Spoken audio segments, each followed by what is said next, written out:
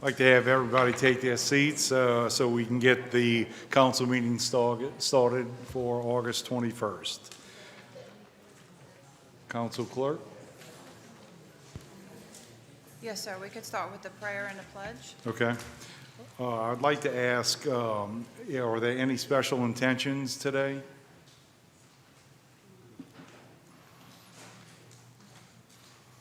Okay, I'd like to ask Pastor Dean Ross from Family Church and University.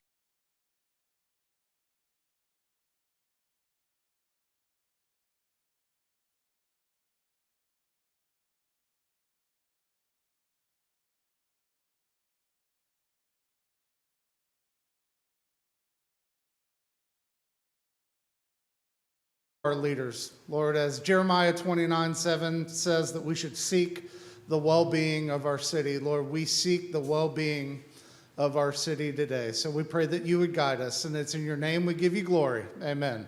Amen. Thank you, Pastor. I would ask that Jose Gonzalez lead us in the pledge, please. To the flag of the United States of America and to the republic for which it stands, one nation, under God, indivisible, with liberty and justice for all.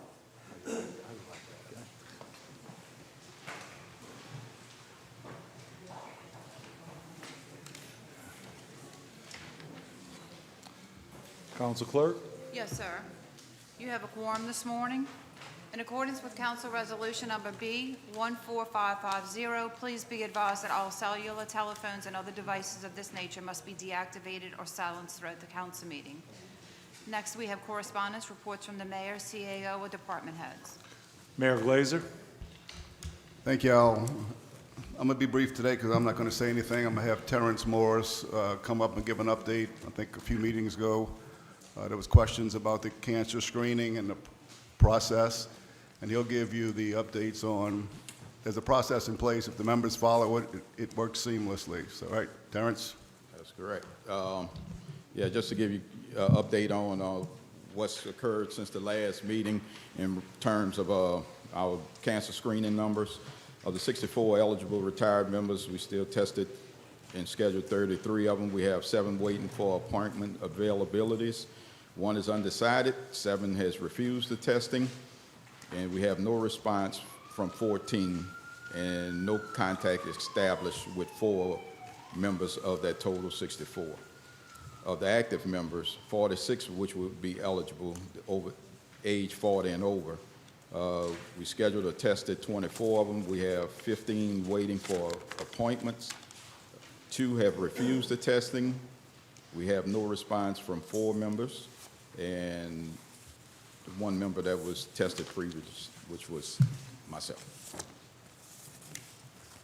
So the testing is still ongoing, active. Like I said, the major issue with it is getting schedules availability from auctioning. So, any questions? Councilman Mahat? Yeah, thank you, Chief Morris. The firemen that have refused the testing, are y'all documenting this inside the department? Yes. Are y'all documenting how you tried to communicate, like with the method of communication where there was a... Email or voice message, but most of it is mainly through the email system. That's the easiest way to keep actual documentation on it. Okay, and what about the ones that have not responded? How are you documenting that? Those are internal members, and there will be, from an administrative standpoint, we will address that within the upcoming week, why those 4 members hadn't answered the emails that were sent to them. Okay. I'll have more questions on that as the months go by, but thank you so much. All right. Council Clerk? Councilman Stagney? Thank you, Mr. President. Are you getting a declination Yes. signature from the people who? From those that refuse the testing, yes. Okay, thank you.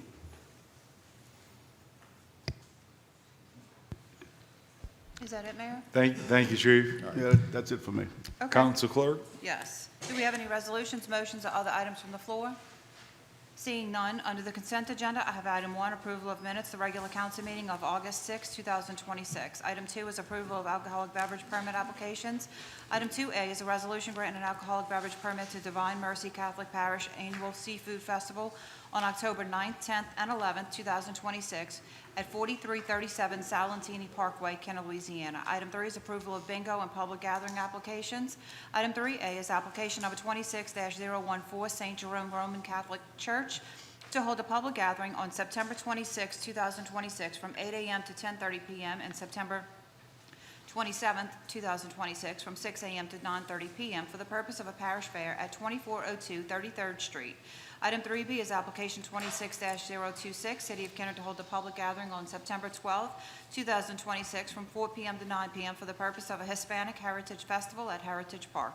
Item 3C is a resolution approving the application of Divine Mercy Catholic Church to conduct charitable games of pull tabs and raffle on October 9th, 10th, and 11th, 2026, at 4337 Salentini Parkway.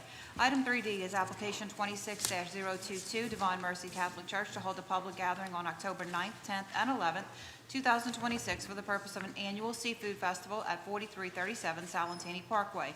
Item 4 is acceptance, rejection of bids requiring an expenditure of less than $5,000. We have none. Item 5 is change orders requiring an expenditure of less than $5,000. We have none. Item 6 is acceptance of committee findings for final passage. We have none. Item 7 is re-subdivision ordinances for final passage. Item 7A is summary ordinance number 14,223, an ordinance approving the plan of re-subdivision of parcel 18-G-1, Chateau Estates South Subdivision, Kenner, Jefferson Parish, Louisiana, into parcels 18-G-2 and 18-G-3, Chateau Estates South Subdivision, in accordance with the survey by dating Marquis and Associates LLC dated April 10, 2026, which lot is owned by Parish Partners Company LLC and Causeway Partners LLC. That concludes the consent agenda. I have a motion by Councilman Brannigan, second by Councilmember Stagney to approve. But I'd like to know, can I say something about 7A, or do I need to wait till 17? No, you can comment. Okay. You can comment. The only reason I want to comment on this is the reason that this piece of property is being divided is because a bank is buying the Regions Bank portion, and I felt that was a good fit for the area after being asked to put a gas station there, an oil change place there, and a car wash there, which I told the people that wanted to do that, that's not acceptable in the PUD, and I'm not willing to change the PUD for those businesses. So being that this is a bank, that's why this is on here, and that's why it's being done. That's all I have to say. Please cast your vote.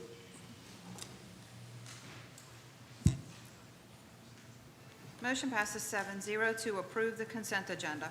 Under the public appearance agenda, we have item 8, public hearings and final passage. We have none. Item 9 is ordinances for the sale, purchase, transfer, lease, and/or alienation of immovable property. We have none. Item 10 is opening of bids. We have none. Item 11 is reclassification of zoning for final passage. Item 11A is a public hearing regarding summary ordinance number 14,211, an ordinance amending ordinance 11,062 adopted March 17, 2016 by the City of Kenner, Louisiana, entitled Unified Development Code of the City of Kenner, Louisiana, more particularly amending Section 6.13 Rivertown Historic District to add regulations for murals within the district. I have a motion by Councilmember Dunn, second by Councilmember Kenny to open public hearing. Council members, please vote. Motion passes 7-0 to open your public hearing. Is anyone in the audience wishing to speak on this matter? Yes. My name is Gail Yaden, and I'm with the Rivertown Main Street. Go ahead. We are ready to invest time and energy and resources in making Rivertown vibrant, but the Rivertown Historic Commission exists for many years, and the historic character of the unique charm and the decisions are made through the historic district. Everything goes through that historic council. I don't think adding another layer of, like, coming to the council for approval, because I'm not sure if you all know all the rules and regulations of the historic district, the council there, the historic district. If you don't know what those committees' regulations are, you would all have to be schooled on that before you could even look at something to say yes or no. I just don't think that by adding another layer, it's going to prolong the process. And we're all about not prolonging the process. We want to do what's right, but not prolonging the process. And I would say that if you all vote on to add this layer, to say that the council has to approve it, does everyone who gets a permit in the city of Kenner going to have to come before the council? Is that going to set a precedent?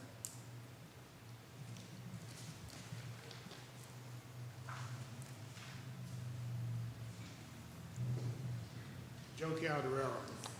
Mr. Calero, you have 3 minutes. Yes, sir. So mine's short and sweet. Every one of you I've spoken to a time or two about what you do and the legislation you provide and the oversight you provide. And I think there's so many big items and issues that you have to utilize your time to govern.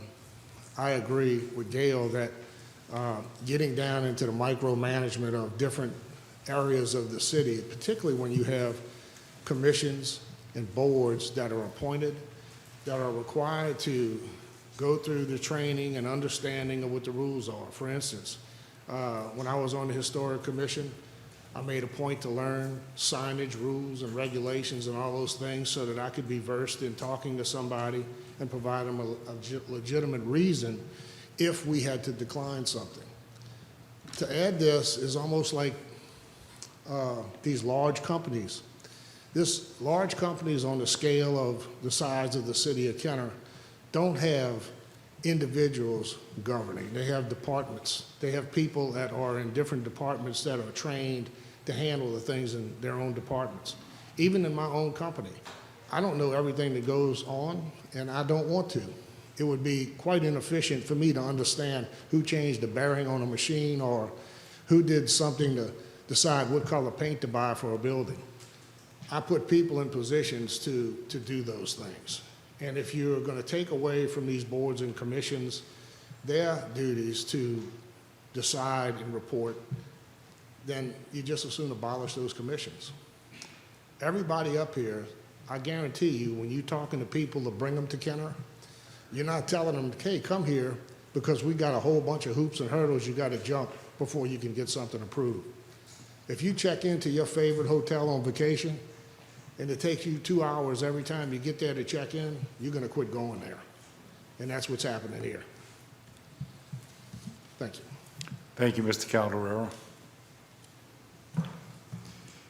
You have 3 minutes. Please state your name. Jenny LaBellatusa.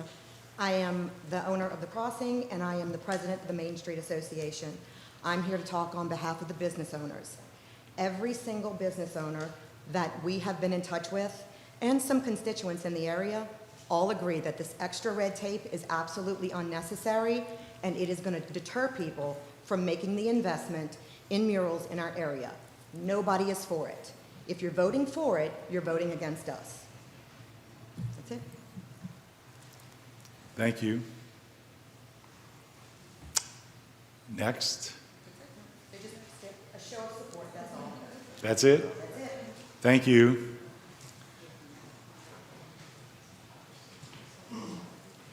Motion to close? I have a motion by Councilmember Dunn, second by Councilmember Kennedy.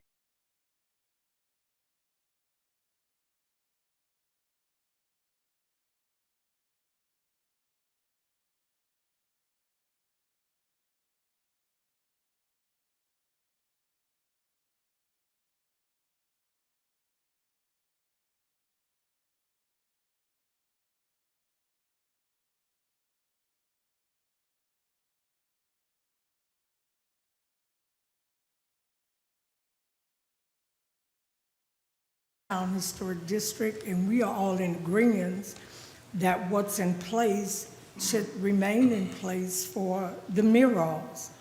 The people in Rivertown have moved Rivertown tremendously. When this administration first came in, Rivertown was not moving at all. It was dirty. It didn't have the businesses. Right now, our only problem with Rivertown is that we don't have enough parking, which is really a good thing. Rivertown has really taken off, and thanks to the mayor and this council, this administration, we have moved Rivertown forward. And to keep adding layers on top of layers just for a mural is not called for. So I agree with the business community, and we all agree that we should not continue to put layers on top of layers just for a mural. Now, the Arts Council is already in compliance. They know what it takes. The business owners in Rivertown will not go to the point where they're going to put up something that's going to hurt their business. So to add another layer is not fair to the historic district. Neither is it fair to the business owners in Rivertown. Now, if Rivertown was not moving, if it was not, you know, going in the direction it's going, maybe I can understand. But it is going in the right direction. For years, Rivertown has never been what it is now. And thanks to these people, to these business owners, to those that have invested in Rivertown, Rivertown is moving. We have a grant that's coming up to do the part toward the river. We have the riverboat coming in. We have new businesses that was not in here before this council and this administration had taken over. So now that the council and the administration and the business owners, we are working together. And I must say, we are doing a very good job of keeping Rivertown moving forward. So we don't want stagnation, we want to keep moving. And we can't keep moving if we keep adding all of these layers on this issue. So I agree with the council, with the business community, that we need to keep Rivertown moving. Thank you, Councilwoman Dunn. Councilmember Stagney. Thank you, Mr. President. I appreciate all the business owners coming. I walked in a meeting where one of the mayor's administrative staff was giving information, and I want to make it clear to the general public when they talk about adding all of these layers of red tape. Ms. Vallow, when does the Historical Commission meet? It's the first Tuesday of every month. When's the first council meeting? First Thursday. You can answer by yourself. You don't need them. You can do it yourself. First Thursday. That's right. That's 2 days later. And all of the stuff that's in place now was put into place by the council, albeit a previous council than this one. And when I first got on the council, we put us in the Main Street program, which was an excellent idea, and I appreciate all the investment, but we also have a responsibility to look over what happens, because there's going to be a referee or an arbiter one day, because there's going to be a mural that may offend this person or not offend that person, and the elected body for this governing authority should be the ones looking at it as a final stamp of approval. Now, we do that with the Planning Commission, and it gets recommended to the council. And so all I mentioned last meeting was that the Kenner Council be the last step of the process, which according to when these meetings occur, are 2 days later. That's it. 2 days later, and it can be put on the consent agenda, and if there are some adversarial groups against each other on whatever it is, the council can make the final decision. But that's all it is. It's not saying get rid of the Historical Commission. Nobody's asked for that. Everybody loves the progress that is occurring now, because there were things put into place many, many years ago to help this to flourish. And I think every single person up here is pro-progress on Rivertown. And I think there are more things that we can do. I've met with the people who are doing some rebranding for Rivertown, and I'm very happy about that. With that said, and I do have one question. Let me offer up an amendment first, and then I need to ask Mr. Slawinski a question based on what Ms. Vallow told me a week or two ago. Madam Clerk, can you read the amendment that I have offered up for the Yes, sir. council's consideration? Yes, sir. Under Section 1, subsection F, Item 1 would read, murals must first be approved by the Historic District Commission, then by the Kenner City Council prior to installation. Thank you, Madam Clerk. And members, that's all it is. There are no rules changing. Everything's in place. It's only the last step of the permitting process, which is about 2 days later after the Historical Commission makes their recommendation. And I have a right and a responsibility to answer to the people who voted me in, and the council members will decide how they want to handle that. Anyway, I'd like to offer that up as an amendment, Madam Clerk. Thank I you. have a motion by Councilmember Stagney, seconded by Councilmember Wilmot on the amendment. Will there be any more discussion on the amendment as read by the clerk? If you're in the queue, you would be referencing, speaking on the amendment. So just to let you know, if you're in the queue, it's on the amendment. When, Council President? Wait. If you're in the queue, Yes. your discussion is on the amendment right now. If you're in the queue on the iPad. I want to speak on the amendment. Okay. Okay, hold on one second. All right, I've got 7 people that want to speak, okay? And on the, if you're not speaking on the amendment, take your name off.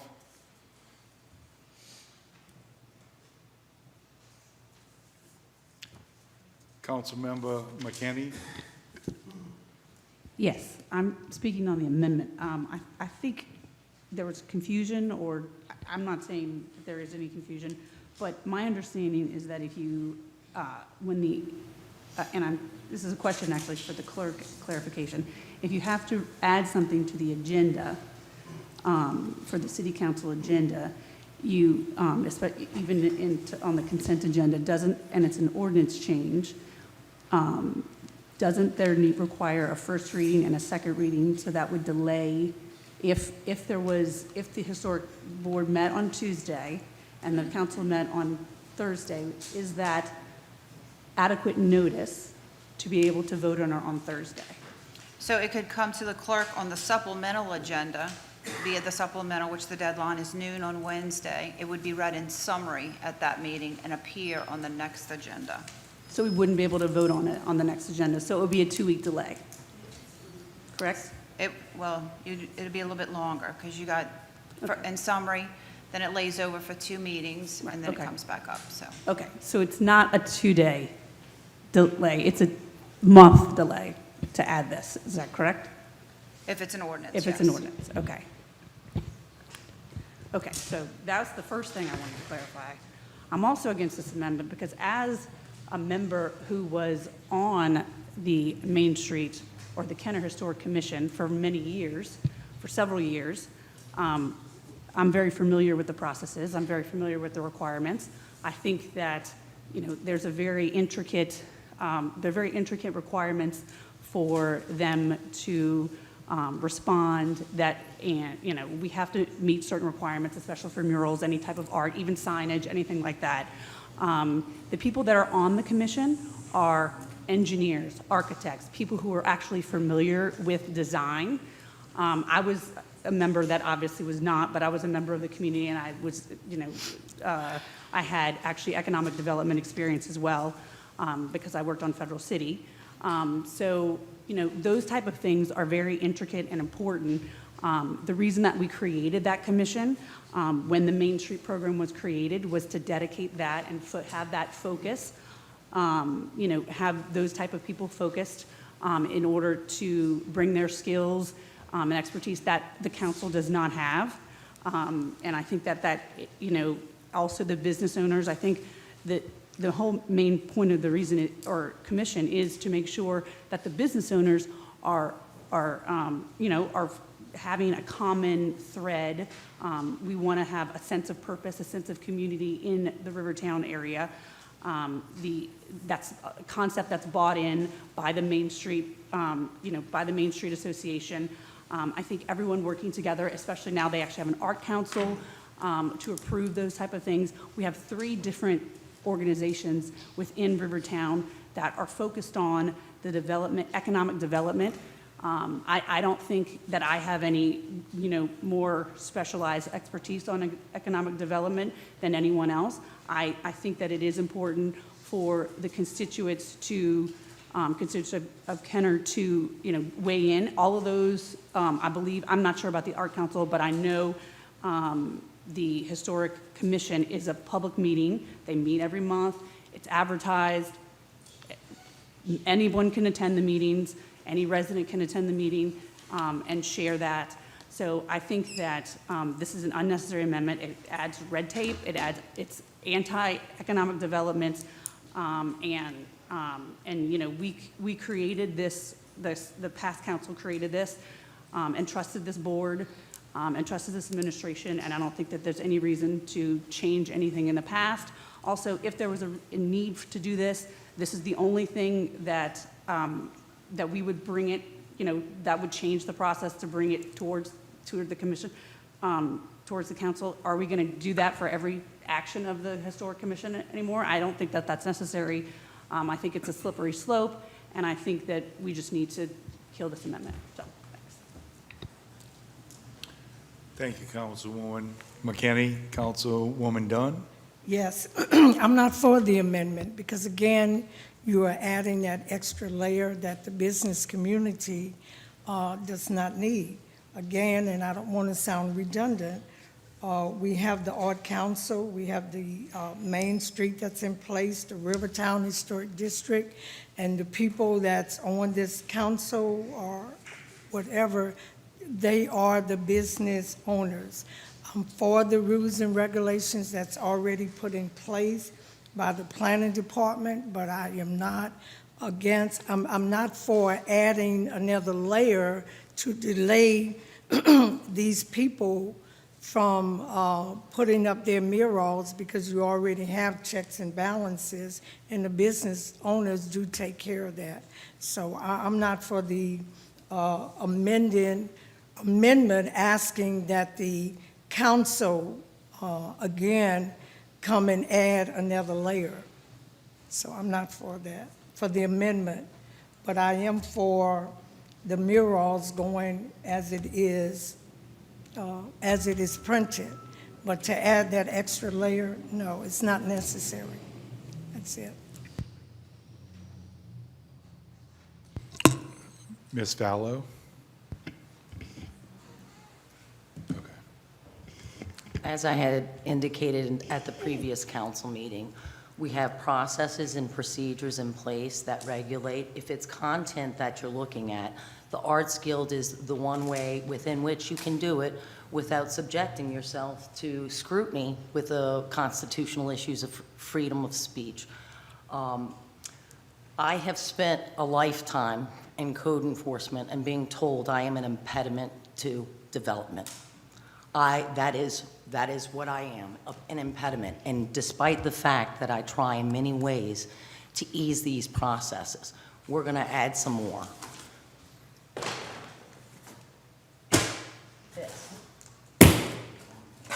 This is code enforcement. This is how we regulate it. I just want you to see how much we do. This is all the codes that we have to apply here in the city of Kenner for development. So I ask you, do you think it wise to add yet another layer of development? That's all. Thank you, Ms. Fallow. City Attorney Dufresne. I just want to say, I think it's a 2-week layover. It's not going to be a 28. I think it would be a 2-week. So that's a 14-day. Thank you. Councilman Ream. Thank you, Council President. I was waiting to see what was going to come out of the box. I figured there was something coming. Politics is theater. But anyway, I told Jenny this when I talked to her during the week. Nobody loves Rivertown more than me, and I think that's the biggest concern that I have, is that if something would sneak its way through the process, and I'm not saying it would, because we do have excellent people involved within the scope of what we're currently doing. But the thing that bothers me is at the end of the day, we are the elected officials. We are the people that have been put in these seats by the voters of Kenner. And for me to have to tell them that I had no control over something that ended up on the side of a building in our beautiful historic district bothers me. And that's basically where I'm coming from. If it's only 2 more weeks to make sure that something is tasteful on the side of a building in Rivertown, I care about Rivertown to the extent that I'm willing to wait a couple extra weeks for something that's basically permanent. So, you know, if y'all know me, I'm black and white, tell it like it is, not into politics. That's where I'm coming from. The elected body not having any say-so over what goes on the side of a building in our beautiful historic district bothers me, and I'll be voting for the amendment that it just comes to us, and 99% of the time, it's gonna be a rubber stamp, looks great, we agree, roll with it. So I think this is a mountain being made out of a molehill. Thank you, Councilman Ream. Councilman Lahat. Yeah, thank you, Council President. I'm just going to use a point of reference on my experience with some of this stuff. On the Department of Zoning and Planning Board, about 2 years ago, voted 7-0 to put a church inside of Beachview Heights neighborhood. They voted to do it, and then the planning director there called me at the time, I think Wendell, who was still here with us, and told me it happened. And then I got an onslaught of calls from people in Beachview saying, how could this happen? We don't want a church in the middle of the neighborhood. There's going to be a traffic nightmare. And it took me 2 weeks. We had authority at that point to review it, which thank God we did, because I reviewed everything. And come to find out, the parking information they had given the planning board about having leases in various states to put their places to put their cars for crowds and people was not even valid. It was barely in compliance. And it was not something that should have been approved. So people were upset with me and said, well, hold on, the council has approval over this ultimate review. I spoke to every council member up here. It took me a long time, those 2 weeks. It was only 2 weeks. And then the council voted 0-7 to not approve it. And it was just the right thing to do. That's my experience dealing with this. And I think I've spoken to a few people, including Joe Calderer, about my experience with that. So I just want to give a point of reference on my prior experience with boards and why this, may be needed. Thank you so much. Thank you, Councilman. Ms. Fallow? I just want to make one other little point of order. If you're going to do this here, you know what I didn't approve? Any of the sculptures along Power Boulevard, any of the sculptures on Loyola. You know who didn't get to approve it either? The citizens that are here in South Kenner. So if you're going to take these steps, I certainly hope you reach out to Mr. Shane and tell him to stop putting up those beautiful pieces of artwork as well.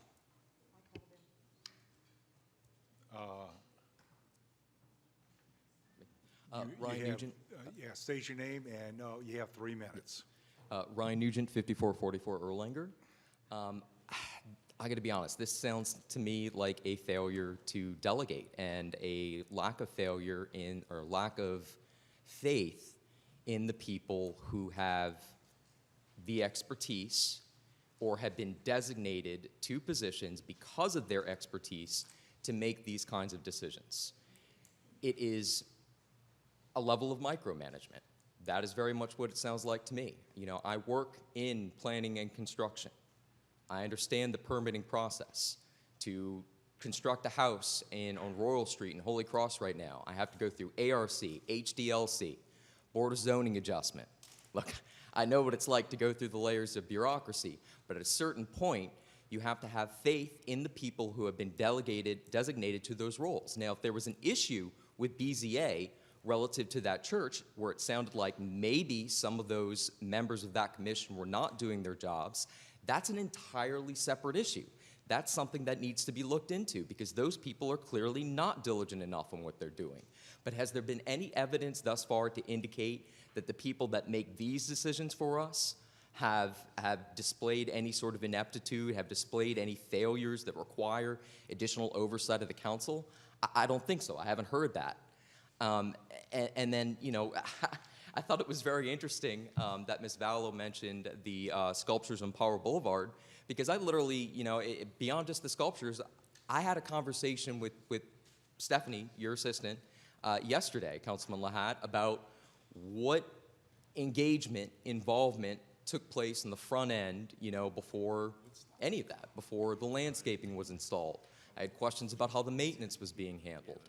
Now, my point there is that, yeah, we've got some areas of the city where we've got absolutely no oversight in terms of, are we engaging with the public on the front end to make sure that this pleases everybody?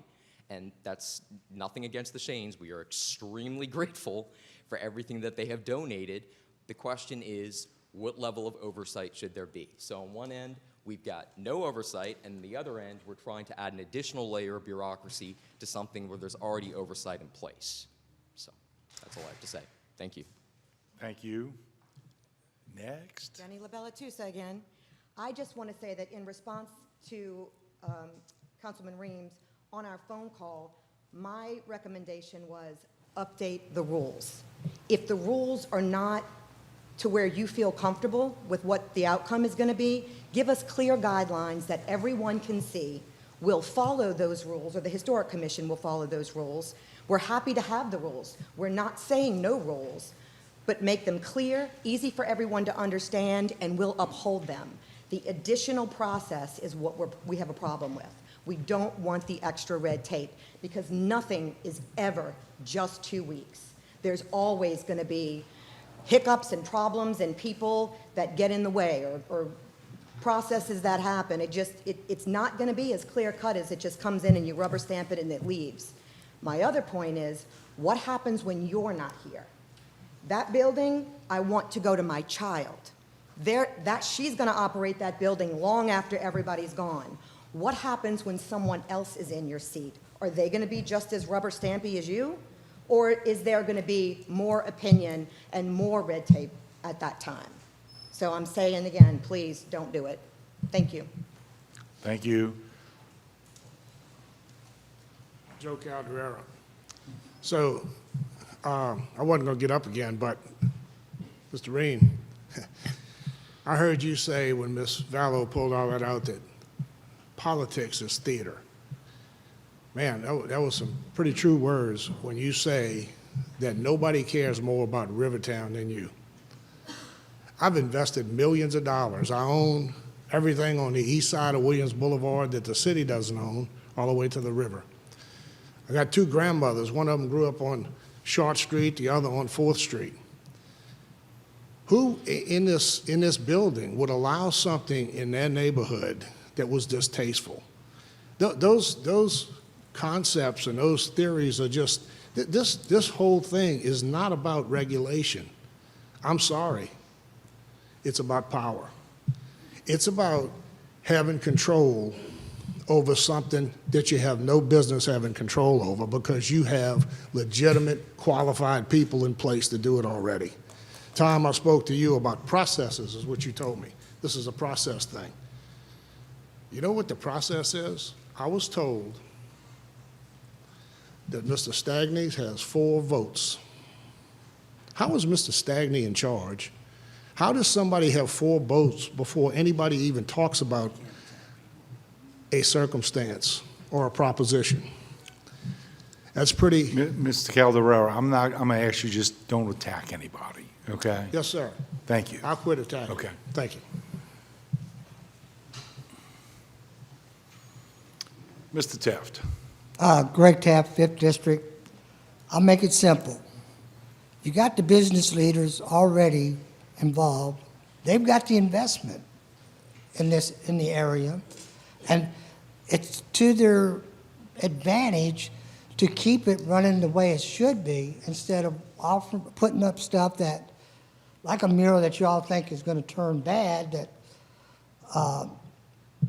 is going to stop business. They have a better interest than y'all do with this community. They got money invested. And if you ever own a business, there's one thing you do learn in business real quick. Time is money. And anytime you delay something, you delay a project, or you delay what's going to be taking place, you have cost that business money, and you probably cost the community money as well. I hear both sides. Yeah, I don't want to mirror up that's going to be grotesque. But on the other hand, I think the people that are involved, that make the decisions for the community and the citizens, I might add, that is not going to be a problem, because they're going to look out for the interests that's going to do one thing for them, which is why you're in business, to make money. So I not only don't think the amendments has any merit, I don't think this whole thing has any merit, to be honest with you. I think the business leaders, y'all have to give the business leaders the power to do what needs to be done, because they're the ones that invested in it. And they don't want to throw away money, period. And that's really all I have to say about it. Thank you. Thank you. Okay. Councilman Wilmot. Thank you, Mr. Chairman. What I'm hearing today is red tape versus oversight. And I don't think it is a whole bunch more to add this small layer of oversight that could be very important in some instances. Many instances, it's not going to have any effect. But I think it is important to have that oversight, and I agree with Councilman Ream and Lahat on this subject matter. And I think it's important that we do have it. That's all. Councilmember Ream. Yeah, I just want to quickly mention that I don't think it's costing anyone money by having this small little piece of council oversight to where we just say, yes, we're good with this, go ahead and move forward. It's not stopping business. It's not stopping anybody from having a reception, getting a cheeseburger, getting a scoop of ice cream. It has nothing to do with that. All we are doing is, as the elected body, and it has nothing to do with 4 votes or blocks of votes, because I'm going to vote the way I need to vote on everything. You'll see me all over the place. I'm not tied in with anybody, any way, shape, or form. It's going to be whatever I feel is in the best interest of my district and the city of Kenner as a whole. That's how I'll be voting the whole time you see me up here. So that's got nothing to do with anything. But at the end of the day, the elected body not having any say-so whatsoever about something that could possibly squeak its way through the process is something that we can stop by doing this. That's all we're doing. 99% of the time, the great people that are involved, and I have great respect for all of you, and I'm glad you're here, because we're all coming from the same place. We love Kenner and we love Rivertown. It's just a matter of how we're going to get wherever we're going to go today. But this is not stopping business. This is just a small little piece just to comfort the elected officials of the city that what's going to be on the side of a building in our beautiful historic district is okay. And it's not something that's out of line that might have wiggled its way through a process. That's all we want to do.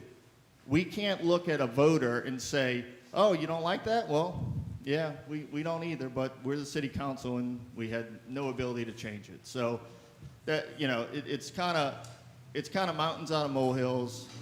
It's not what this is all, you know, being brought up today and all this. It's not going to stop business. It's not preventing business. It's not reaching anybody's pocket. It's not doing anything but protecting the beauty of Rivertown just in case something wiggled its way through a process. The elected body can at least make sure and give the residents of Kenner comfort that we have the ability to step up if needed. But like I said, I believe in the people. It has nothing to do with that. 99% of the time, rock and roll with it. Thank you. Councilmember McKinney. Thank you, Council President. First, I do want to say that all the business owners that just spoke did say that it would cost them money and potentially, you know, delay. You know, time is money. So I think that Councilman Ream's statement that it's not going to cost them anything isn't accurate, because they literally said that. So I'm listening to the actual people who speak. But anyway, I'd like to ask the director to come up, and I have a couple of questions. about the historic Rivertown, so like I said, I've been on the Historic Rivertown Commission.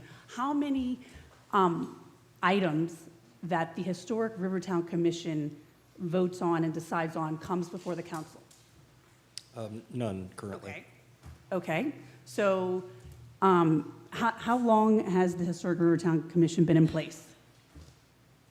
I believe it's since the mid-'80s. I don't remember the exact year. So for almost over 40 years, we've never had any type, we created the commission, and they've had no oversight, and they've done what they've been doing, and we've developed Rivertown into the beautiful place that it is now.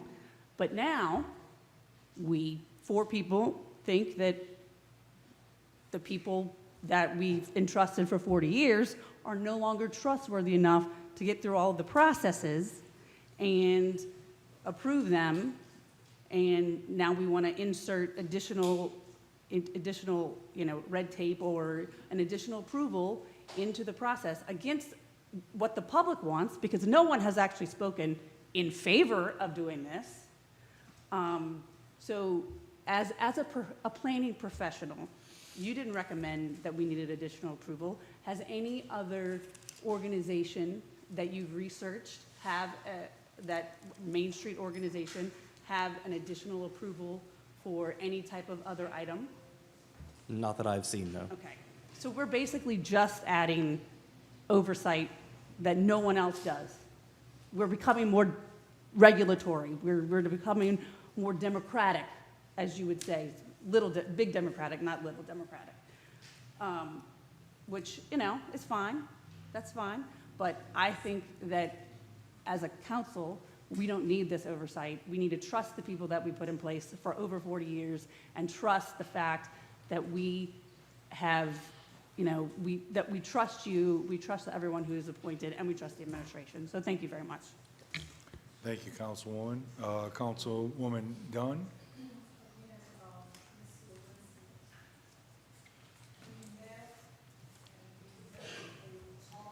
We met and we definitely talked about this issue. We met with the Art Council, we met with the businesses in Rivertown. They all agree that they do not need an extra layer. This council, some of them want to put an extra layer, which will cause the business people to be discouraged, because they are doing an excellent job, as you would say, to keep Rivertown moving as it is. So if we as a council continue to add, they may see it, some of them may see it as not a very, as a very small issue, but to the business community, to the Art Council, to the Historical District, to all of these people, it is a big deal. Because again, they don't need to be micromanaged. They are the ones that's bringing the businesses and the people, may I say, to Kenner, to Rivertown. So I want your honest opinion. Do they need this extra oversight? Because the planning department said no. No, I do not believe that they need the extra oversight. Every application that comes through is first scrutinized by myself as a director. I speak directly with all applicants to make sure that they understand what's expected. If someone is bringing forth a proposal that is unacceptable or would be viewed as controversial, I would definitely discuss with them alternatives or changes to make it more acceptable. But then I would present my opinion as a planner and the director to the Historic District Commission when I present the case to them for hearing, so then they could be informed as to what I think of it as well. Okay, so one other question. If the business owner, the Historical District, the Art Council, and all of these people agree to a mural, and somebody on the council doesn't like it, then they screwed, because they have put all of their money, energy, time into it, and then somebody on the council, oh, I just don't like it. So that's money. Yes. From a business perspective. Yes. So I feel that if it's your recommendation as the planning director, you all are the, and myself as a business owner, you all make the decisions and send it, you know, as far as this. I'm not talking about all that other stuff, because we understand the other stuff, but I'm talking about this particular issue only. And that is to keep you all in oversight. Because again, who's on this council knows anything about murals and paint and what's inquired or anything? Nobody. But you all have the experts with you all. And that's who you should be agreeing with, the experts. They are not experts. Thank you. Thank you, Council Member. Anyone else? Councilmember Stagney? Thank you, Mr. President. I'm going to close on the amendment and try to address some of the theatrics. So there's no more regulation going on except for the mural ordinance that was written by Mr. Slawinski. Now, he chose what language to put in. Nobody's abolishing any committee.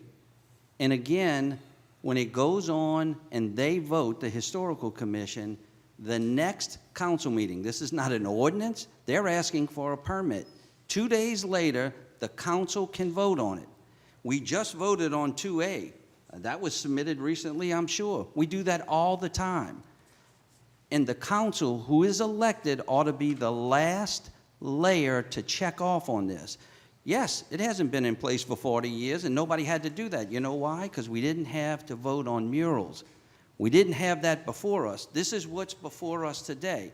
And this is simply a good government oversight and protection for everybody, business versus business, because one time there is going to be businesses.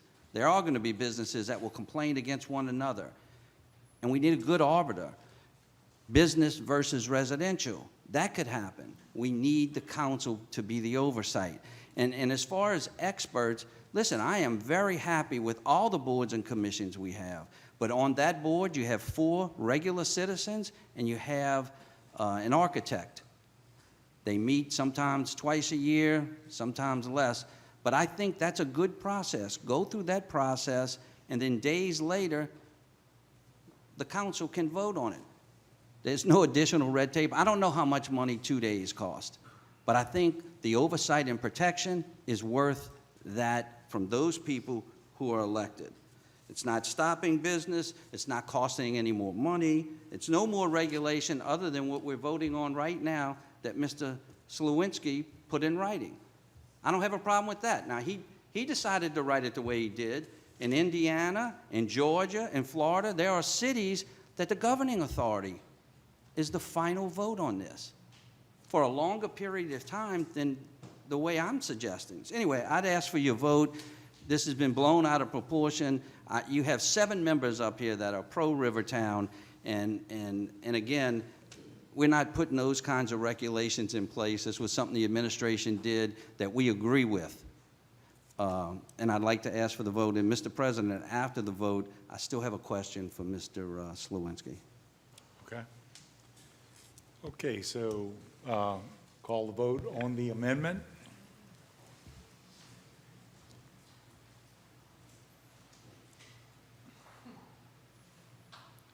Motion passes. Councilmembers Brannigan, Dunn, and McKinney are opposed. 4-3. Back to your original motion as amended. Councilman Stagney. Thank you, Mr. President. Mr. Slawinski, can I? And this was information I found out when I went to the Rivertown Association or the Main Street meeting. On, I guess it's page 3E, it says maintenance standards. So I understand there's an application in by one of the businesses, but the city owns the building. Is that, Ms. Vallow, you can shake yes or no, I just want to know. I think so. So under E1, it says, the property owner shall be responsible for all ongoing maintenance and upkeep of any mural. Based on that language, is the city responsible for the maintenance of the mural or the applicant who's asking for the mural? I would default to the property owner, but I'm not sure what the city's agreement. We are the property owner. Yeah, but I'm not sure what the city's agreement with the people who run the theater is. I'm not sure what, I have no idea what the scope is. Thank you, Ms. Vallow. I would say it would either be the applicant or the city of Kenner. In this instance, it was put in there so that we could put the Rivertown Theater. So that because if you put Rivertown and theater together, guess what it becomes? A sign. So then it's no longer a mural. But this allows us to put the Rivertown Theater, which is obviously a very nice thing to have. No, I guess what I'm So, getting at, I don't have a problem with that. So, but if it's as it relates to maintenance, any type of maintenance, if we get any complaints with regard to it, code enforcement would be the one within which to enforce that. Okay. The mural fades, peels, whatever. Who's responsible for redoing it and maintaining it? I would think it would be the applicant, but this language does not say that. This language says the property owner shall be responsible. So look, I want to pass this. I want to get rid of it today if we can, but I have concerns over that language. If you want to take 2 weeks, we can bring it back up for reconsideration and straighten that out, because I think that puts it on Kenner's back to maintain all murals that go up afterwards. If we own the building. Yeah, only if we own the building, and that's the And applicant. we have a mural up right at Exhibition Hall. What's the one that, There are some on the building we're actually in. actually, yes. So we have to maintain these too. I know, we maintain it. The one that made application is a nonprofit, and they're putting up the money to put a mural up.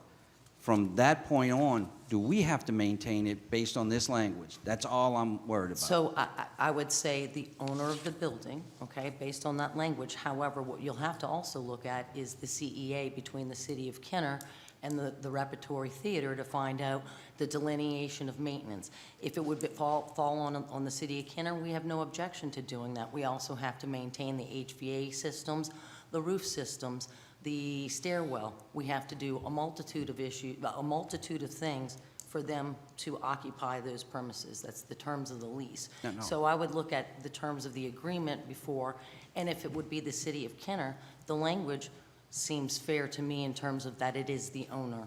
I want you and to the look at applicant. it, because the ordinance is going to supersede the CEA, and we may want to tweak that line only, because as I understand it, at least what was told to me, it's a $20,000 mural, and all of a sudden Kenner's going to have to, based on this language, it says shall, will have to be responsible for ongoing maintenance of the mural.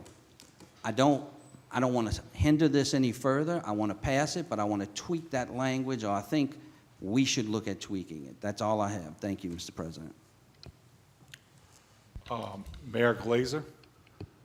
Well, I just sat here listening to an hour's worth of people against this amendment, and I didn't want to talk on the amendment because I saved my comments to the, if it was going to be amended or not.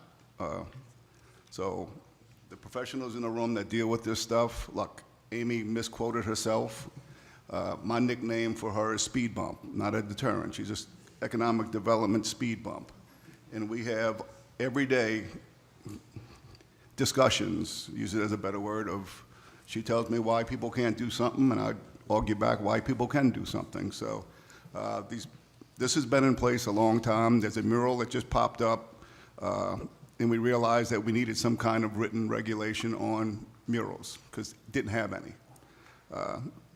As the director said last time, you can only do like the colors. The Historic Commission has a color palette that you can only use so many colors.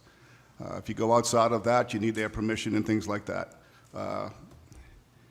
The red tape it looks like it's probably going to be a 4-3 again. I heard all the business owners, 2 residents that come up here regularly and complain about what we do and put in place, or agreeing with. They don't need this extra layer of red tape.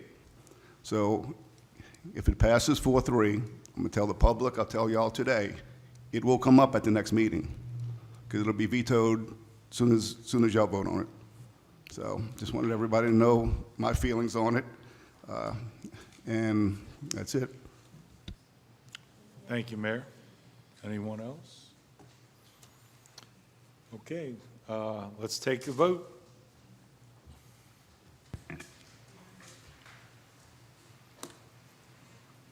Motion passes 4-3. Councilmembers Brannigan, Dunn, and McKinney are opposed. Item 12 is other ordinances for final passage. We have none. Item 13 is resolutions and motions by council members. Item 13A is a resolution authorizing the placement for temporary signs on public property for LA Walks for Parkinson, benefiting the Parkinson's Foundation. Got a motion by Councilmember McKinney, second by Councilmember Wilmot. Anyone wishing to speak on this? Seeing none, let's take the vote. Motion passes 7-0.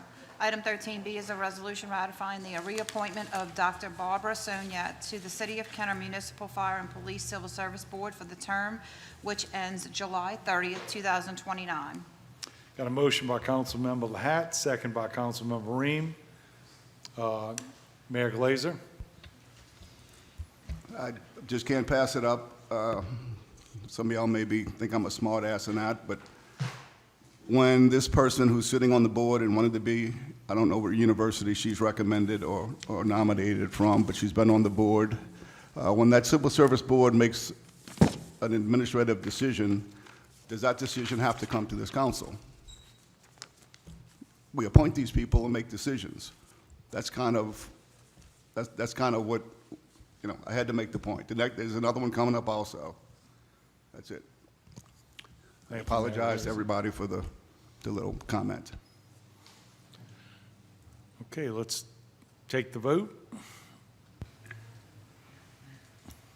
Motion passes 7-0. Item 13C is a resolution appointing Robert Pastor to the City of Kenner Planning and Zoning Commission. I got a motion by Councilmember Ream, second by Councilmember Brannigan. Councilmember Stagney. Sorry. Thank you, Mr. President. I hit my button too quick. I know this is Councilman Ream's appointment, but Mayor, to answer your question on this one, yes, after it goes to the Planning Commission, it does come to the council. Thank you, Mr. President. Councilmember Ream. Thank you, Council President. This is Bob Pastor. We're just obviously voting to keep him on the Planning and Zoning Board. Bob was on it way back when with me years and years ago. He's done a great job. He really knows the ins and outs of our Planning and Zoning Commission, and their recommendations then come to the council for final passage. And I think he'll do a great job staying on this board, so I'd appreciate everybody's vote for Bob. Thank you. Thank you, Councilmember Ream. Okay, let's take a vote. Motion passes 7-0. Item 13D is a resolution submitting 3 recommendations for appointment to the New Orleans Aviation Board. Got a motion by Councilmember Stagney, second by Councilmember Wilmot. Councilmember Stagney. Thank you, Mr. President. The 1985 East-West Expansion Project, there's an agreement between St. Charles Parish, Kenner, and the City of New Orleans. Inside that agreement is the only mechanism we have to get somebody on the Aviation Board. Same thing with St. Charles. And so the Kenner City Council recommends 3 names to the Mayor of New Orleans. The Mayor of New Orleans will pick someone, usually after having a phone call or consultation with the Kenner Mayor, and then it'll be ratified by the New Orleans Council. The last meeting, I guess in June, days before myself and Councilman Ream were sworn in, I asked the council as a professional courtesy to delay the 3 names that were put up for 2 weeks. That was not done, and so I felt like whoever the Aviation Board member is that is selected will run concurrently with this council, not the last council, of which there are 3 less people. So this council, and I did not like that I had no input with that. It was a 4-3 vote on the deferral, against deferral, and that's what happens. But what I did was I wrote the mayor of New Orleans, explained to her about the professional courtesy, and asked if she would get 3 names from the current council. She sent an email to the council members and the mayor, and so this legislation is a result of that. And Madam Clerk, I wanted, since it's 3 names and there's not agreement on maybe one of the 3 names, I'd like to go one by one with an amendment, vote on them individually so that we can separate out.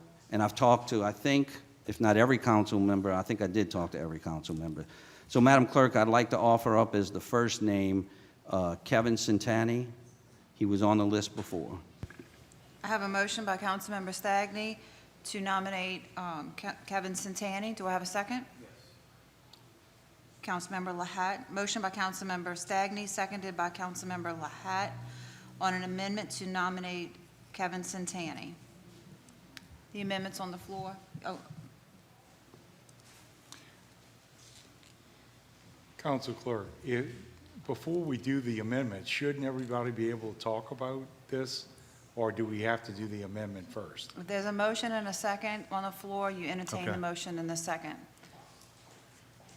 So on the amendment, motion passes 5-2. Council members Dunn and McKinney are abstaining. Thank you, Madam Clerk. I'd like to offer up in the second space, Mike Quigley. His name was on the list before as well. Council members, please vote. Wait, I have a motion by Councilmember Stagney, seconded by Councilmember Ream, to offer up the name of Mike Quigley. Please vote on that motion. Motion passes 5-2. Councilmembers Dunn and McKinney abstaining. Madam Clerk, I'd like to insert in the third name, Mr. Barry Ranchi. At one time, Mr. Ranchi was a magistrate judge. He expressed an interest in getting on the board. I have a motion by Councilmember Stagney, seconded by Councilmember Wilmot, on Barry Ranchi. Any discussion on the amendment? Seeing none, council members, please vote on the amendment. Motion passes 4-3. Council members Brannigan, Dunn, and McKinney opposed.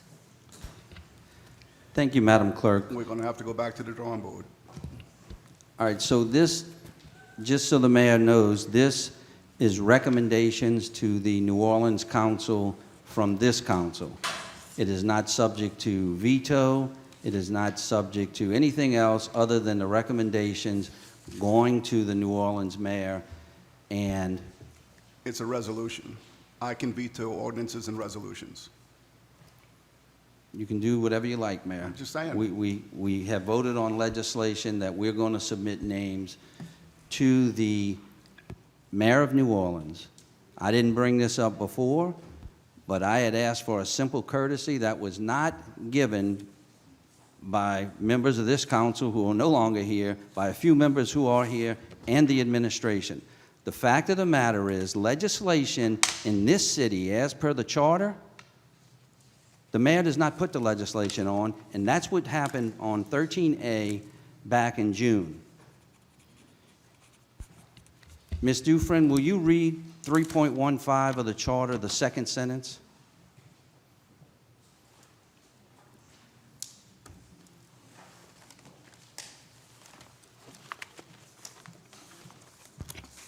.15, the mayor may present to the council messages and requests for action. The mayor may attend all public meetings of the council and be heard on matters currently before it's approved. However, the mayor shall not vote or introduce any ordinance or resolution. The last portion you read, the mayor shall not introduce any ordinance or resolution, and if you go back to that resolution, it was submitted by the mayor. Now listen, I don't want everybody to think, I've met with the mayor at least 2 different times on this prior to this meeting. This is another procedural thing that's going to go to New Orleans, and then it's going to be between this mayor and that mayor. We will have fulfilled our obligation. Yes, but if you read the beginning section of 3.14, all ordinances and resolutions vetoed by the mayor shall be vetoed in full. It says I can veto any resolution or ordinance that comes up in front of this body. And it We takes will- 2/3 to overturn a veto, which is a little over 4.5 people. We are not passing legislation or under the agreement. All we have to do is give a recommendation of 3 names to the New Orleans mayor. By the way, 2 of the 3 names are the same as it was before. That's correct. I'm not, I asked for a courtesy before, I didn't get it, and for whatever reason, even if we have votes to pass it, to send it to New Orleans, I'm getting some bad feedback anyway. I'm not going to go through all of that, other than I discussed it with the mayor at least twice, and with my colleagues as well. And I'll close on the legislation if need be. Thank you, Mr. Mayor. Thank you, Council President. Councilmember McKinney? Okay, so I have a clarification. We already voted on this, so what are we voted on this, so we're just voting on amendments, right? So we can discuss the actual legislation? Yes, ma'am. Okay, good. Okay. Okay, so obviously I was on the council previously and voted for the previous slate. I voted against the new addition. I think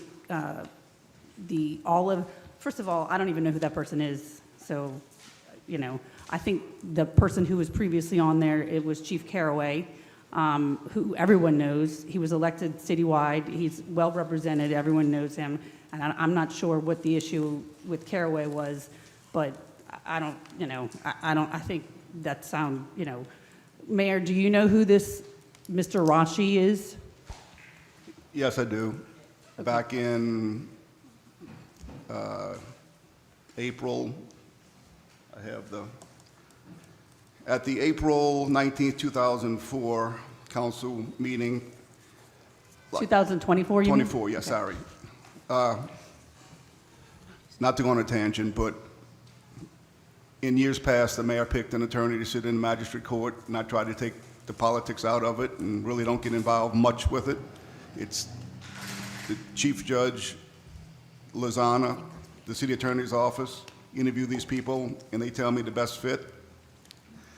A council member, I know he gets mad when you name people, so I'm not going to name him, contacted me to put him up and send in a resume. They didn't pick him. We had another opening. They ultimately picked him. And on August, so that was the April 19th meeting, where the council member abstained on voting because he knew the guy, put him in place. Did he vote on it this time? Several months later, yes, several months later, October 23rd, this same guy resigned. So after onboarding, but that's neither here nor there with that stuff. Yes, I do know who he is, yes. Okay. And did he serve with, like, why isn't he currently a magistrate judge? I resigned, I don't know. So what, you don't know why he resigned? No, I Are we don't. concerned that he might resign for this position if selected? I don't know. He may have something that he wanted to do that prohibited him from sitting on the bench here in Canada. I don't know. But people resign for various reasons. I just don't know. Okay. I guess that's a question for Mr. Stagney. Do you know if he's committed to, if selected, to actually serving? Councilwoman McKinney, I talked to everybody who I just submitted. I actually tried to call former Chief Caraway, no response. On all of them, I actually talked to them about the drainage and sewage and other issues that they would have to help our citizens on and the impact. This man has asked us to go on the board and has a desire to serve. I can't tell you the future, but I can tell you he wants to serve, and he wants to serve to help Kenner. Now, I know you might not know him, but you voted for him in 2024, right? Right. Well, I mean, yes, I did, because I Because- agree with the attorney. I follow the line of the attorney I recommendations. understand who you Yes. follow. Thank you. Yes, but I also, you know, I also think that I voted for him, and maybe if I would have known he wasn't going to serve and he was going to, not complete the appointment, I probably wouldn't have voted for him. But, so anyway, going forward. Thank you. Councilmember Dunn. The reason why I'm staying, because we had already had this meeting by this council, maybe the two that's not on the council, but we had already voted. And I remember Council President George Brannigan asking if anybody, whether they were on the council or in the audience, had a problem with the 3 names that was already submitted. And nobody had a problem with the 3 names that was already submitted. So why are we going back and doing something that was already done? Now, at the time, I understand Councilman Stagnick has an issue because he wanted to add his name. Everybody don't get their way. And so what happened, I just didn't get my way. But you don't keep going back and do legislation because you're not getting your way. You were not on the council at that time because you were not even sworn in at that time. So it was up to the sitting council to go along with the 3 names that were submitted. Nobody had a problem with it. Now, all of a sudden, we have a problem with it because somebody is not happy. Everybody is not going to be happy on this board. So for that reason, I went along with the names that the mayor submitted, and I will go along with the names that the mayor submitted, and I'm not going to go along with submitting other names because that was a legal vote that this council took, and nobody on the council had a problem with those 3 names. Thank you, Councilwoman. Yes, and I'm looking at this situation. On June 26th, we voted for the names that Mayor Glazer provides, as the mayor has done in the past, and that seems to be a issue. At that council meeting, at the 1 hour, 3 minute, and 49-7 mark, Councilmember Ream was talking, Councilmember-elect Ream was talking, and said he had no problem working with these guys. He knows them, not a big deal. Councilman Lahad asked him to come up to speak. At the 1 hour, 4 minute, and 21 seconds, Councilmember Lahad said that he had no problem with the names that were provided for this position. And Councilmember Dunn is correct. At the 1 hour, 6 minute, and 30 seconds, I had asked if anybody else had any problems, and that was meant for the council and for the audience, and nobody said anything. So basically, the process that we have had, and it's a situation where the mayor has provided 3 names, and the council has submitted the 3 names to New Orleans for the mayor of New Orleans to pick. And I received a call last night from a constituent that was very concerned with no names being on the thing because the people do not get a chance to look at it on either a first reading or the week of the council meeting if it's a resolution. And he had told me that we could have violated the open meetings law. I don't know if that's correct or not. Our city attorney will have to tell us that. I think that we have a lot of different opinions on where the names come from and how they're submitted. And I really believe that we need to fix this because I understand that this has been a problem for many years with the city council. And I really think that we need to get an attorney general's opinion to take the charter that we live by that says that the mayor has the power to appoint and remove all members of boards and commissions. And that's in section 3.1. And then we also should take the CEA that's with the city of New Orleans because I don't think, I'm not an attorney, I don't think that a CEA should override the charter of the city of Kenner that we live by. So it would be, I would think that we need to get an opinion on this And I know that could take some time, and I know that Councilwoman Dunn was concerned on the June 26th meeting not having a representative on the board. But we haven't had one since February when the prior representative resigned. And basically, before that, I never heard from the guy on anything from the airport board.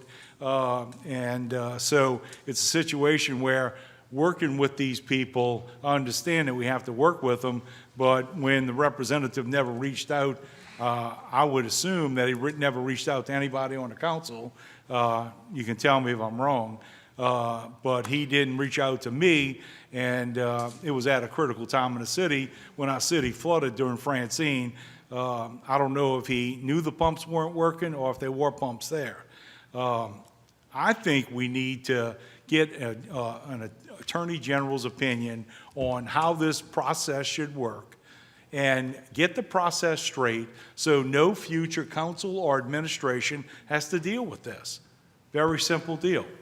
I would consider putting up a deferral or an indefinite deferral on this legislation until we have an Attorney General's opinion. I have a motion for indefinite deferral. Motion by Councilmember Brannigan, seconded by Councilmember McKinney. Any discussion on indefinite deferral? Okay, so Councilmember McKinney?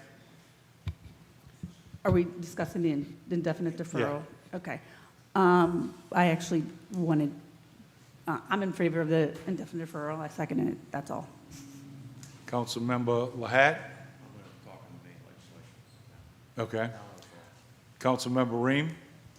I just wanted to make a clarification, and I've got a pretty good memory, so I'm pretty sure that my remarks at that meeting was somewhere along the lines of, based on the timeline with the upcoming inauguration, it would be appropriate to wait for the new council. So, no, I had no issue with any of those names. I have no issue with any of these names. I know everyone. They'll do a great job, whoever's selected, but I just want to make sure that it was clear that while I was okay with the names, I did say that based on the fact that we were getting inaugurated days later, that it should wait. Thank you. Anyone else? Take the vote. You're voting on indefinite deferral. Motion fails, 5, 4, 3. Council members, what? Oh, That's okay. Council members Stagney, Wilmot, Lahat, and Ream were opposed. Back to your original motion. Councilwoman McKinney? Yes, actually, I wanted to clarify with the city attorney. So the mayor mentioned that a previous member of the council abstained when voting for one of the members that we are mentioning today, because for some reason, should they, I mean, obviously that's their choice, but they voted for this person now. Is there some, I mean, to me, there's an inconsistency in that, and I'm curious to find out why they abstained. Why they abstained the first time? Yes, I mean, I could ask them that. I mean, you can ask them that. My recollection at the time was they shared office space, and they worked together in a close environment, so the council member at the time felt that it would be inappropriate for him to vote on whether this person was given the position as a magistrate, which is a paying position. Okay. That's my best recollection. We're talking 2 years ago, I think. Okay, and so this is not a paid position, though, correct? It's not a paid position. Not a paid position. But would the council member like to speak or say why there's a difference in this position versus the other position, and their opinion changed? There was a vote, and I was that person, so I'll go ahead and comment on it. There was a vote on Mr. Ranchi before for him to be a magistrate, and I did not vote on it. I was unsure whether I should vote on it or not, so I did not. I abstained. And then afterwards, I asked the city attorney if it was a problem. She said absolutely not. I could have voted on it, and remembering that very clearly, so today I voted as I believed is correct. I don't think I should have abstained before, but however I did, out of abundance of precaution. In this instance, I clearly believe, according to our conversation that we had 2 years ago, and I remember it distinctively, you did tell me that I could have voted. Do you recall that? And I'm just saying, I don't remember that. I mean, I don't remember, it could have happened, I don't recall. I do not, as everyone knows, I have a terrible memory on things like that. But I do remember, and of course, you know, on the resolution, but that's all I remember. I just remember you abstaining, and that your reasoning at the time was that you shared office space.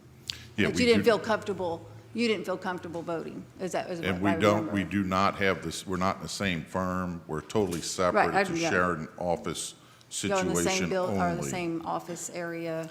I don't even remember if it was the same suite at the time. I don't remember. I don't know Barry Ranchy. I don't know who he is. Right, So I don't. but the conversation is important. I just remember you saying you shared office space. And your opinion today? I mean, if you felt like you didn't want to vote then, and why it's changed now, it's up to you. I mean, that's your decision. No, my question to you is that I shouldn't, or I abstained last time, and my recollection is very clear and very, very vivid. You said I didn't have to abstain. I mean, you're telling me that's what I said, but I don't recall. Okay, I'm not going to well, I'm argue with you asking- because I don't recall. I don't recall telling you I did say that. I don't recall that I didn't say that. Then I'm I asking you don't the recall. question now. I don't think it's, I don't know if there's an opinion that you can vote or not. I think that's your moral compass and your decision as a councilman. I don't know if there's a rule that says, you know, you have to abstain if you're sharing office there's space. no- I don't see a rule that says you. Right, so there's no problem with me voting on that, having voted on it There's nothing today. in the charter or any rule that I know of that says you can't, no. Thank you. Councilmember Lahat? Yeah, in terms of Mr. Ranchy, people don't know who he is. I know he's a Greater Louisiana State Bar Association for Constitutional Law, which is a pretty smart type of topic. I really did good in con law and at law school, but that's a pretty astute thing to be involved in. I know also Mr. Ranchy won the Best of Jefferson Parish Law Firm Awards. He actually got silver and I got bronze, so a little bit ahead of me. And yeah, and the June 26th meeting, Councilman Brannigan, I did vote to defer as I thought it was due deference to give the candidates-elect, who the public elected, a chance to submit these names.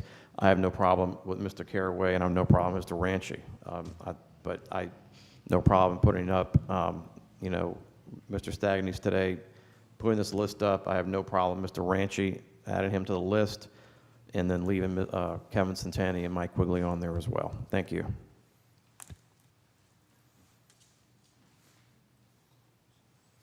Councilmember Stagny? Mr. President, somebody put their light on after me. I want to close on the legislation, so I'll allow them to. Councilmember Wilmot? Thank you, Mr. President. Well, since we're talking about Mr. Ranchy, and I do know Mr. Ranchy fairly well, I'd like to say that the fella is very bright, young, energetic, and he runs his own law firm, which I'm not a part of, but he does very well and he's very successful at what he does. He maintains an excellent practice. He's got several attorneys that work for him, and very bright. I just wanted to make sure this body knew that, and I think he's, and as Councilman Lahat mentioned, he's had several awards as an attorney and does very well. Thank you. That's all. Councilmember Stagny? Thank you, Mr. President. I just want to clear up a couple of things. It is very clear what the process is, and it is the only trigger that a Kenner representative serves on this New Orleans board. I do want to clarify the exchange between Councilman Wilmot and City Attorney Ms. Dufresne. They're talking about two different positions. One of them was a position in Kenner for Kenner. This is a board of New Orleans that a Kenner representative serves on at the pleasure of New Orleans, even though they represent Kenner. It's the only way we get an appointment to this board is through the 1985 East-West expansion runway agreement. And so as long as we make the recommendation, and I would ask that we would, I mean, just months ago there was a rush to put this in place, not allowing the 2 new members to vote on it, because we have to get somebody, even though the position was vacant since February. And I would ask, Mr. President, I'm closing, and I don't think I can get interrupted on a closing, if you don't mind. I would ask that you would support this. We'd like to get somebody on the aviation board. And again, as I've said exhaustively, the mayor of New Orleans and the mayor of Kenner are going to collaborate, and that's who's going to get selected. Our job finishes once we make those recommendations. I'd ask that you support the slate that we voted on, and then we can go from there. Thank you, Mr. President. Okay, so we take the vote on the legislation.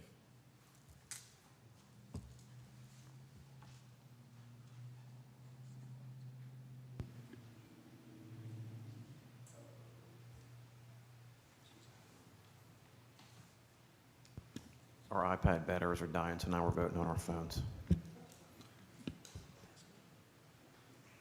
Christie, just vote verbally.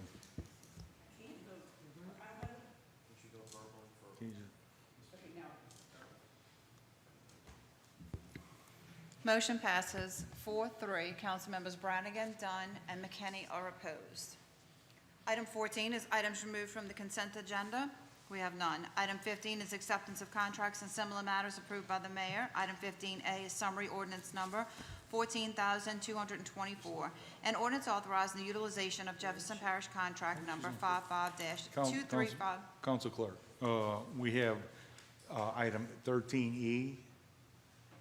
Oh, sorry. You're right. That's okay, that's You're okay. right, sorry. Item 13E is a moratorium on the retirement of Chief Administrative Officer Jose Gonzalez. Got a motion by Councilmember Stagney, and I really don't want to second his retirement, by Councilmember Brannigan. Councilmember Stagney? Thank you, Mr. President. This is a moratorium against our CAO retiring. And so that everybody gets a good sense of what's happening. He's been saying for a very long time he wants to retire. The mayor and I have talked. The mayor says he's giving me no date. Jose claims he's given the same date over and over and over again. So, Madam Clerk, if you could read the resolution, and then we'll talk about it a little bit, if you don't mind. Absolutely.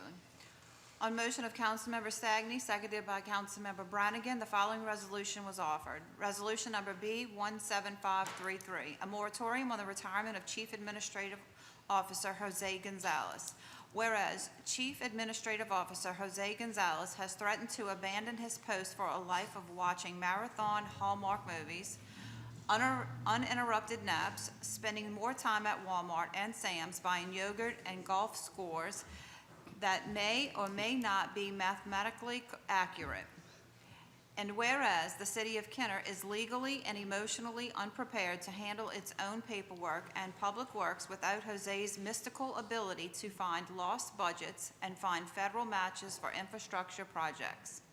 And whereas data shows a 400% spike in panic buying of coffee and antacids among City Hall staff since Jose muttered the word retirement. And whereas rumor has it that Jose's retirement plans involve sleeping past 6 a.m., a direct violation of the unwritten Kenner Charter, which states Jose must always be awake and answering emails. The Council for the City of Kenner hereby resolves, Section 1, the moratorium, a strict, non-negotiable moratorium, is hereby placed on Jose Gonzalez's retirement. He is officially banned from rotting into the sunset. Section 2, confiscation of gear. All Hawaiian shirts, fishing rods, and lawn chairs currently in Jose's possession are hereby deemed contraband and seized by the city. Section 3, mandatory overtime. If Jose attempts to exit the building, Chief Conley and his officers are instructed to redirect Mr. Gonzalez to the nearest filing cabinet and hand it a fresh stack of public records requests.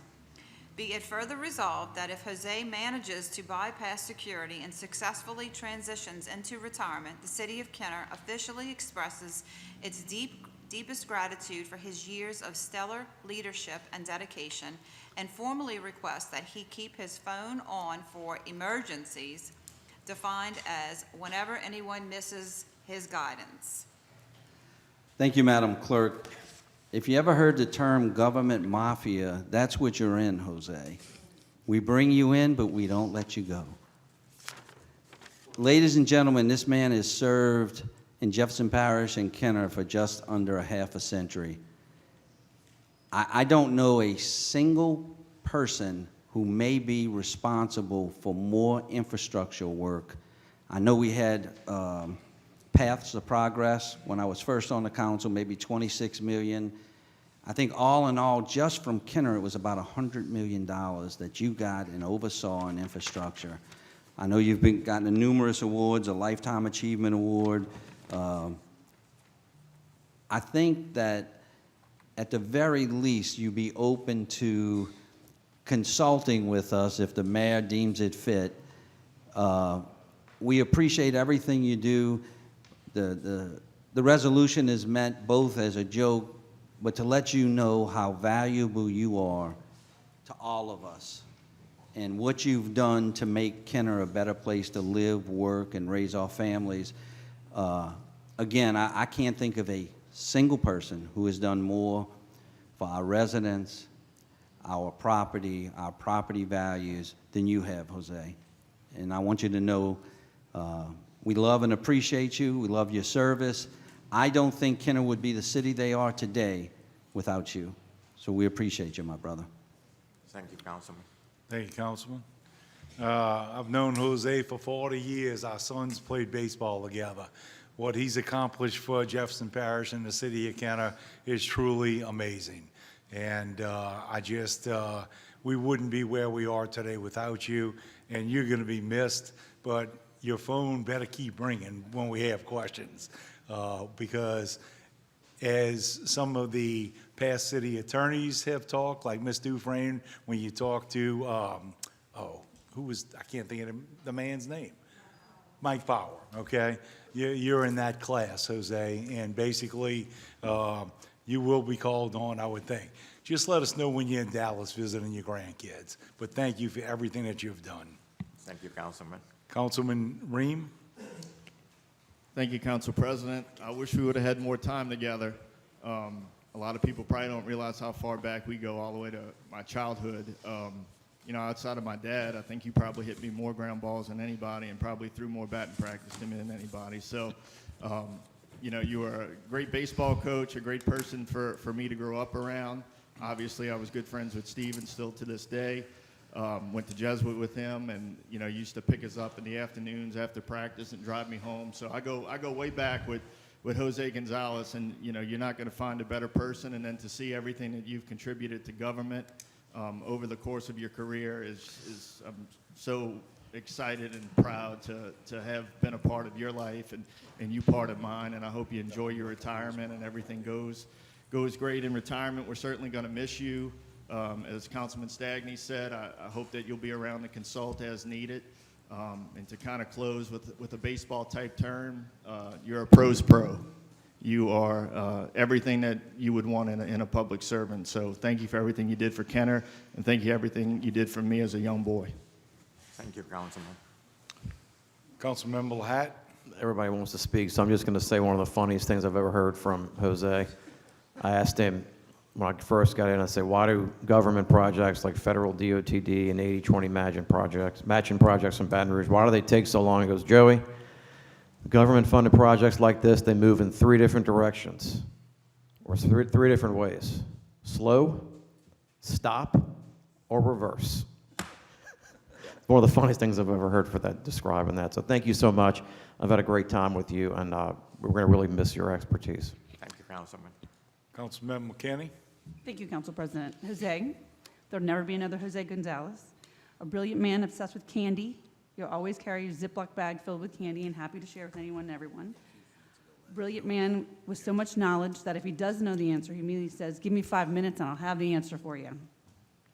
Thanks for being an amazing human being, always so helpful and welcoming anytime my office has asked you anything. Although I'm happy to see that you're taking some time off, I'm sad to see you go, and we will all truly feel the loss for our city. I know you won't be able to stay away because you live here. So maybe I'll see you as a greeter at Walmart, or maybe as a code inspector. They're always looking for code inspectors, right?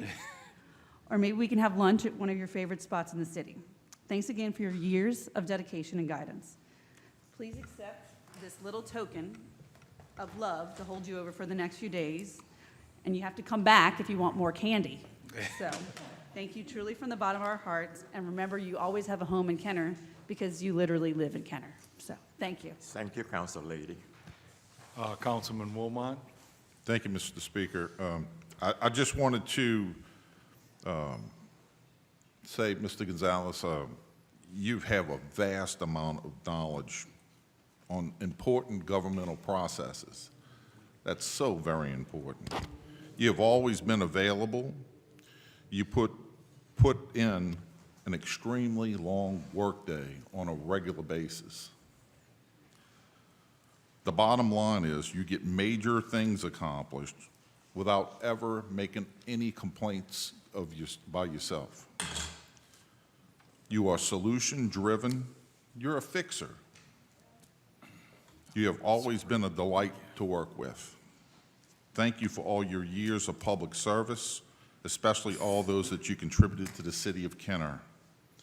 You have been a part of adding so many wonderful things to our city, from mega roadway projects, bridges, many drainage projects, and many other complicated infrastructure projects. Not to mention all of your assistance in obtaining many big grants and on a vast amount of major projects. Your retirement is well earned. You have left your mark, my friend, and your presence will be seriously missed by all of us who have worked with you. It has truly been our honor to have gotten to know you throughout the years. Thank you so very much, and we all are very sincerely hope that you enjoy the next chapter of your life. Have a wonderful retirement, my friend. Thank you. Thank you, Councilman. Councilmember Dunn? Yeah, Jose, when I came in, my district was a mess. 30th Street, you couldn't even drive down the street. There was so many potholes, and I'm saying to myself, what am I going to do with no money? And then there were other areas, but you stepped in, and I really appreciate you and the mayor and this administration working together to get these situations done, because we had so many problems. And you said, well, if you need anything, Councilwoman, call. And I think Viviana and I bugged you every day about everything that was going on in our district. You don't know how much we really, really appreciate it. And within these last 4 years, we actually had a bond that I could either call you, call Kimberly, call whoever, and to make sure that things get done. And you did that. And to me, that's what a job represents. So I feel that you went over and above. You didn't just do a job. You went over and above for everybody. I know my heart is aching because you're leaving, but I know you're not going to be leaving because I do have your cell number. So I will continue to call you a problem solver, and I really appreciate that. Thank you for all that you've done. Thank you, Council Lady.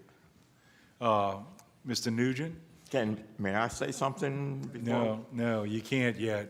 You can't say anything yet. Mr. Nugent? I'll be brief. Ryan Nugent, 5444 Erlanger. Unlike many of you, I did not have the good fortune to know Jose Gonzalez before the first time that I saw him in these chambers. And I did not know what to think the first time that I saw Mr. Gonzalez in these chambers. Well, I met with Councilman Brannigan a few weeks ago, and if there's one thing that I remember saying, it's that I am a believer in Jose Gonzalez. I know it's already been said many times, but the amount that Jose has secured for the city of Kenner and for its constituents in terms of federal grant money and federal matching funds is just hard to conceptualize. We owe such a debt of gratitude, and So I just want to say, one, I support this moratorium, and two, and more importantly, just a big thank you on behalf of the citizens of Kenner. Thank you, Mr. Nugent. Mayor Glazer. All right, I don't know what Jose has on the members of the Regional Planning Commission, the State DOTD, because I guess he puts fear in these people when he calls and gets the stuff immediately. But the work ethic of this guy is unmatched. As he's sitting here, he has no computer in front of him. He is handwriting. Look, hold up your note. Show him. He's writing emails. That's what, so it never stops. But no, he didn't retire yet, so I'm still working him. And his assistant in the back, who's hiding, Kimberly Troxclair, penned something that she's not going to say, but is very fitting. You will not get it even go anywhere near that podium. But Jose's very good. Like I said, he's going to want to speak at the end. He doesn't have a computer to press the button. That's really why I pressed my button, to say he wants to say something. Now I see his good buddy Keith Conley has to say a few derogatory remarks for Jose. Thank you, Mayor Glazer. Chief Conley. No, actually, I just wanted to expel on what everybody else has said, expand on what everybody else has said. I've worked with Jose for over probably 3 or 4 different administrations, from the city to the parish and back, and he is truly a role model to anybody that gets into public service. He's done his job for, Councilman Stagney said, half a century. I think it's important to note that he started when he was 40. So that's a hell of an accomplishment, but there's never been a scandal. He's always given 110%. And Jose, I know give you a hard time, but you are definitely a role model to me. I've gone to you for advice, and I've watched how you've lived your life and how you've represented the different jurisdictions that you serve, and it's truly been inspirational to me. I just want to know, is this council going to rename any street Yo Yenny Boulevard or Yo Jenny Boulevard, since that's his favorite name? And I do want to tell one funny story. I could tell a lot, but with the recent cattle hula crunch operation, it was kind of controversial. I had the Commander Bavino with me at one point. I brought him up to Jose at a public function, which is always Jose's biggest fear. And before I could when I was introducing him, I said, Commander, this is Jose. Before I could get his last name out, he'd introduce himself as Francois, Jose Francois. So Bavino looked back and said, yeah, I'm going to watch that guy. So, but anyway, Jose, thank you for everything you've done. I don't think you know the impact you've had on people that have served with you and come after you, but thank you for all you've done and the sacrifice you and your family have given for your public service. Thank you, Chief.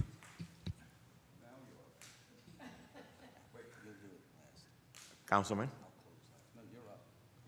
I'm allowed to talk on a happier note? Yesterday afternoon, my top assistant, my only assistant, Kimberly Troxclair, enters my office, and in her own West Bank accent, which I have become accustomed to, she proceeds to tell me, hey, buddy, do you have your speech prepared for tomorrow? And I said, Kim, no, I do not have a speech prepared for tomorrow. If I do have to do a speech, I will come up with something. Oh, no, that's not acceptable. You got to have a speech, and I got to be able to listen to it. And I said, are you sure? She says, absolutely. So, I started composing a speech, and I said, well, listen, if I'm going to have to give a speech, can I just simply say thank you all very much, accept the trophy, and just go into the sunset? She looks at me and she tells, hey, buddy, there's no trophy. We have no money for trophies here, okay? So you're just going to have to give a speech.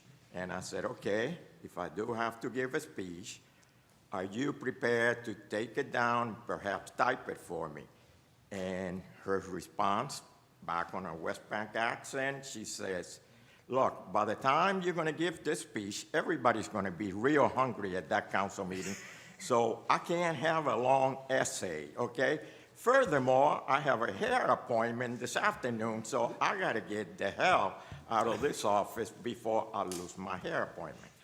Anyway, my speech is as follows. Thank you all very much. This action on your part is much, much appreciated. I have been truly blessed. I have had a wonderful career and have had an opportunity to work with extraordinary people, too many to name. A number of them are in this council chambers at present. I know that over the years, I may have driven a number of employees crazy due to workloads. My assistant and right hand, Kimberly Trusclair, and our Public Works Assistant Director, Christine Calamari, being in such group. I am sure that they have secured a place in heaven, no doubt in my mind. These two ladies are phenomenal public servants. There are many others within the city government that are also phenomenal public servants. Mayor Glazer and his administration, as well as the council, have been superb, and it has been a pleasure to work with all of you over the past 4 years.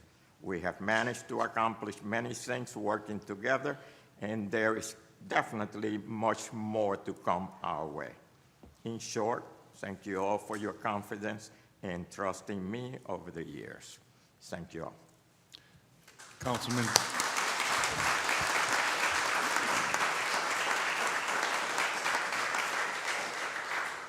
Thank you, Mr. President. Just to close for a second, you know, not only has he done all of this work infrastructure-wise, he was parish president for a whopping 5 days. I could not ask for more from the RPC, DOTD, and federal match. The mayor's right. He picks up the phone, and all three of those groups move to Jose's request. And you have tremendous assistance, Ms. Trosclair, Ms. Calamari, and I promise you, no, I'm sorry, I promised her I would not tell you that she had something to do with the resolution. So keep him in line. Mr. President, I think all of us, if you could give us a command, we'd all like to show our appreciation. Well, I just want to ask Ms. Trosclair if she'll be driving Jose to Inspired Living. But no, I think that, you know, it's a standing ovation for this young man, for everything that he's done for us.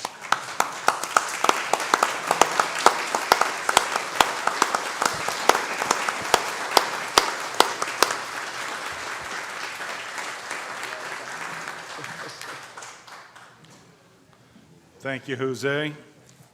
Okay, let's get back to the agenda. Council Clerk? Yes, thank you. Item 14 is items removed from the consent. Did we vote? Yeah, let's vote. Sorry. Yeah, we got to vote. I'm sorry. Yes.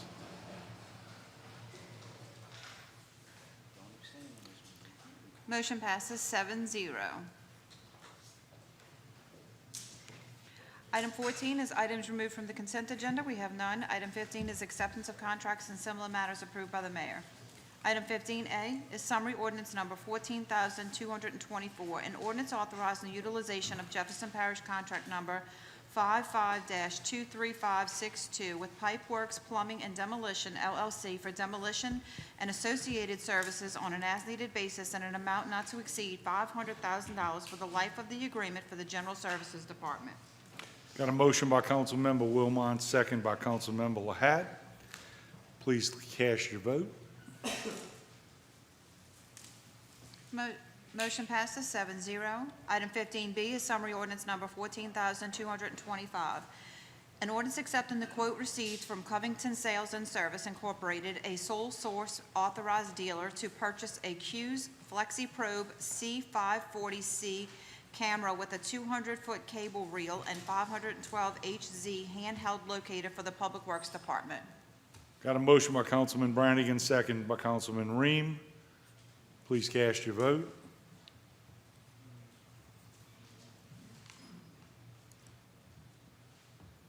Motion passes 7-0. Item 15C is summary ordinance number 14,226, an ordinance approving change order number 2 to the agreement with Kent Design Build Incorporated dated May 7, 2026 regarding the Punch Train Convention and Civic Center G League renovations for a net increase of $50,818.02 to the agreement amount, resulting in a total agreement amount of $3,443,900 $497,566.59. Got a motion by Councilmember Lahat, second by Councilmember Stagney. Please cast your vote.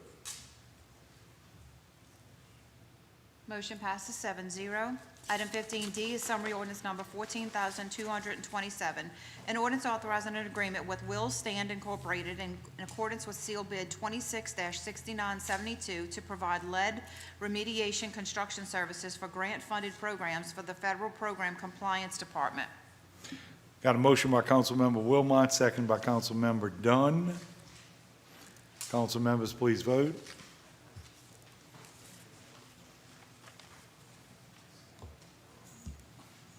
Motion passes 7-0. Item 16 is ordinances and resolutions in summary for first reading. Item 16A is an ordinance approving change order number 2, final to the agreement with Grow Environmental and Construction LLC dated August 26, 2025 regarding the Wood Lake Playground Concession Building demolition, adding 51 contract days and accepting the project as substantially complete for the Parks and Recreation Department.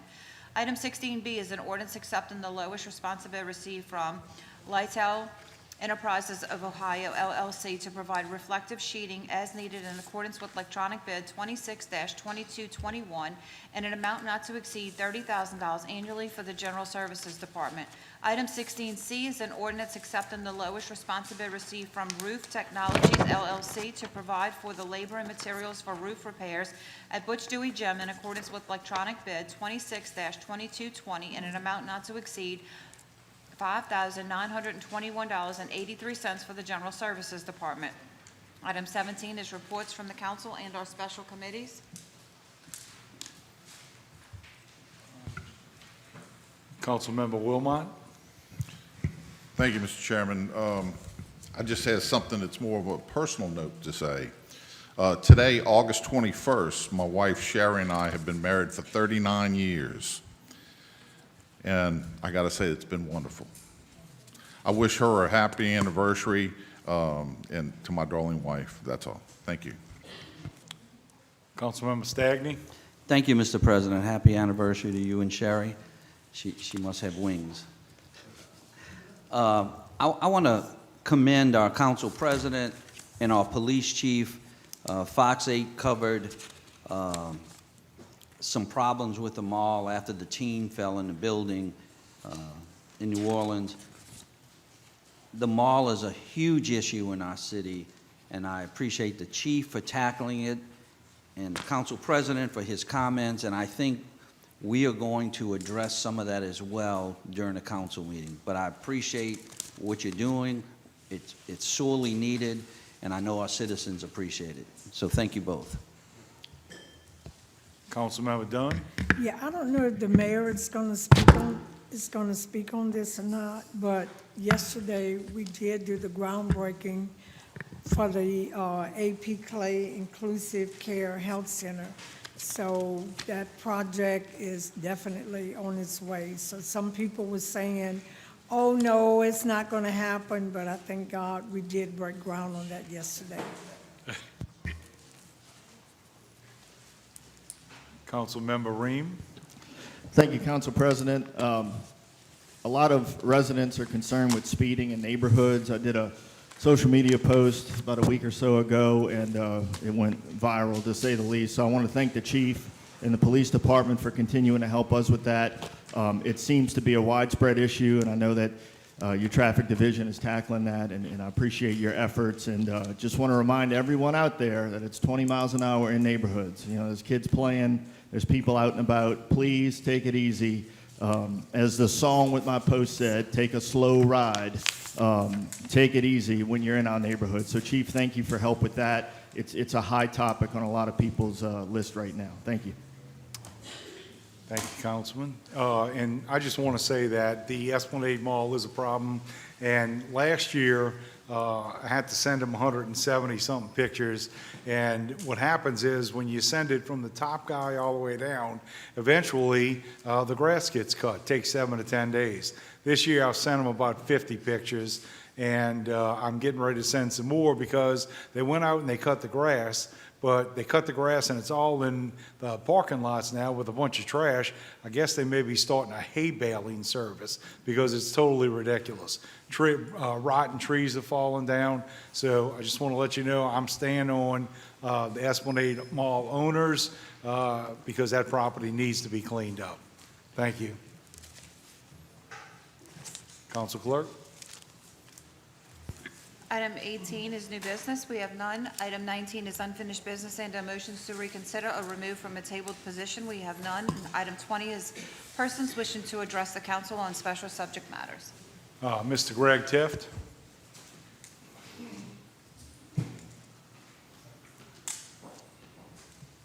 State your name and district, please. Greg Taft, 5th District. I only have one thing, and really it has to do with the cameras. My question is, when you start seeing what's happening in the nation and what happened in Jefferson Parish recently, and I know we've had our cameras for a long time, and I support it, trust me, because you've done a good job policing the area because of those cameras. So my question is, do we have any reports or has there been any abuse by any Kenner police officer like they have had in other areas? And that's really what I'd like to get if we could. Thank you. Thank you, Mr. Tift. Yeah, no, since the cameras have gone up in 2023, we have had no reports of any abuse. I do have an officer who is tasked with doing an audit, looking for any unusual, repetitive type of behavior that's typical or could be a sign of abuse. I'm happy to say that those audits have led to no signs of abuse, and that's not to say that that can't happen tomorrow. But we're kind of easier to manage with 152 sworn officers. When you're looking at these bigger departments like the sheriff's office that has, I think, 1,500 users, those audit trails get a little more overwhelming and complex. I commend the sheriff. He took the same stance that I would take. I'm not going to get rid of technology that's proven to be safeguarding your community and you have driven results. I'm going to get rid of that bad apple. So, yeah, we do have audit. We do commit audits. Flock just came out with a new, I believe it's an AI-associated audit that will automatically audit any inquiries, and if it notices any unusual behavior, it will block that user out and submit that information to the administrator. So I'm satisfied with the safeguards we have in place, with what the vendors put in place, but I think it's important to note that this technology has been in the city of Kenner since 2008 in some form or fashion.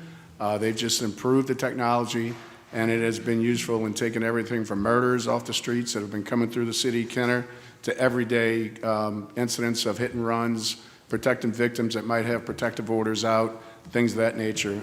This is simply taking a static picture of the rear of a vehicle that's in a public street, road, or right of way. There's no expectation of privacy for that, but I can assure you, I'm open-minded if there's other issues that come up or if there's other audits that we can do in order to continue to earn the trust and trust of the community. I have no problem in putting whatever guardrails or safeguards in place. Thank you, Chief. Councilman Stagney. Thank you, Mr. President. Chief, I don't know if you noticed, in San Diego, a committee, can't remember the name of it right now, but they had voted to take down flock cameras, but the council voted to keep the cameras there. And if there are any issues and we can identify what they are, if we need to put safeguards in place, we can do that legislatively at the council level, because I think by and large people are happy that these cameras are helping to apprehend those who may be a menace to society. So we appreciate you. Thank you. I appreciate the support the council's always given, with this technology. But I think it's important to note that in the city of Kenner, if an officer or an investigator makes an inquiry into the system, it has to identify the investigation by either a case number or up through their rank. So, we're satisfied with that as well. Also, on its own, the flock system will pick up a plate that might have might be a stolen vehicle, switch plate, or another agency's looking for. Just recently we took a person that was responsible for a double homicide in Nashville off the streets and got the murder gun out of the vehicle. So, the results are undisputed. especially to think that that kind of lowlife could have been here in the city of Kenner, but we eradicated him. He went back to Nashville, and we were heroes in Nashville because of the flock system. But I do appreciate the support we've always had for any technology we bring forward. And I think in the city of Kenner, we are very open and transparent with what we bring. Thank you, Chief. Councilmember Wilmot? Yes. Thank you, Mr. Chair. Ms. Vallow, I think we have Mr. Bob Romelli. He's in the audience. And if, I don't know if this is the right time. I don't see no other. Yes, I had just, I think George was going to call him up, but yes. Okay. Absolutely. If you want Yes. Mr. Romelli, if you will, come up. Just if you will, give us an update on recycling, what's going on. I know August 3rd we had some changes that took place, and if you will, elaborate on those things. What we started doing is started picking up Monday, Tuesday, Wednesday, Thursday, and Friday instead of just doing it 3 days a week. And we're doing it by council districts.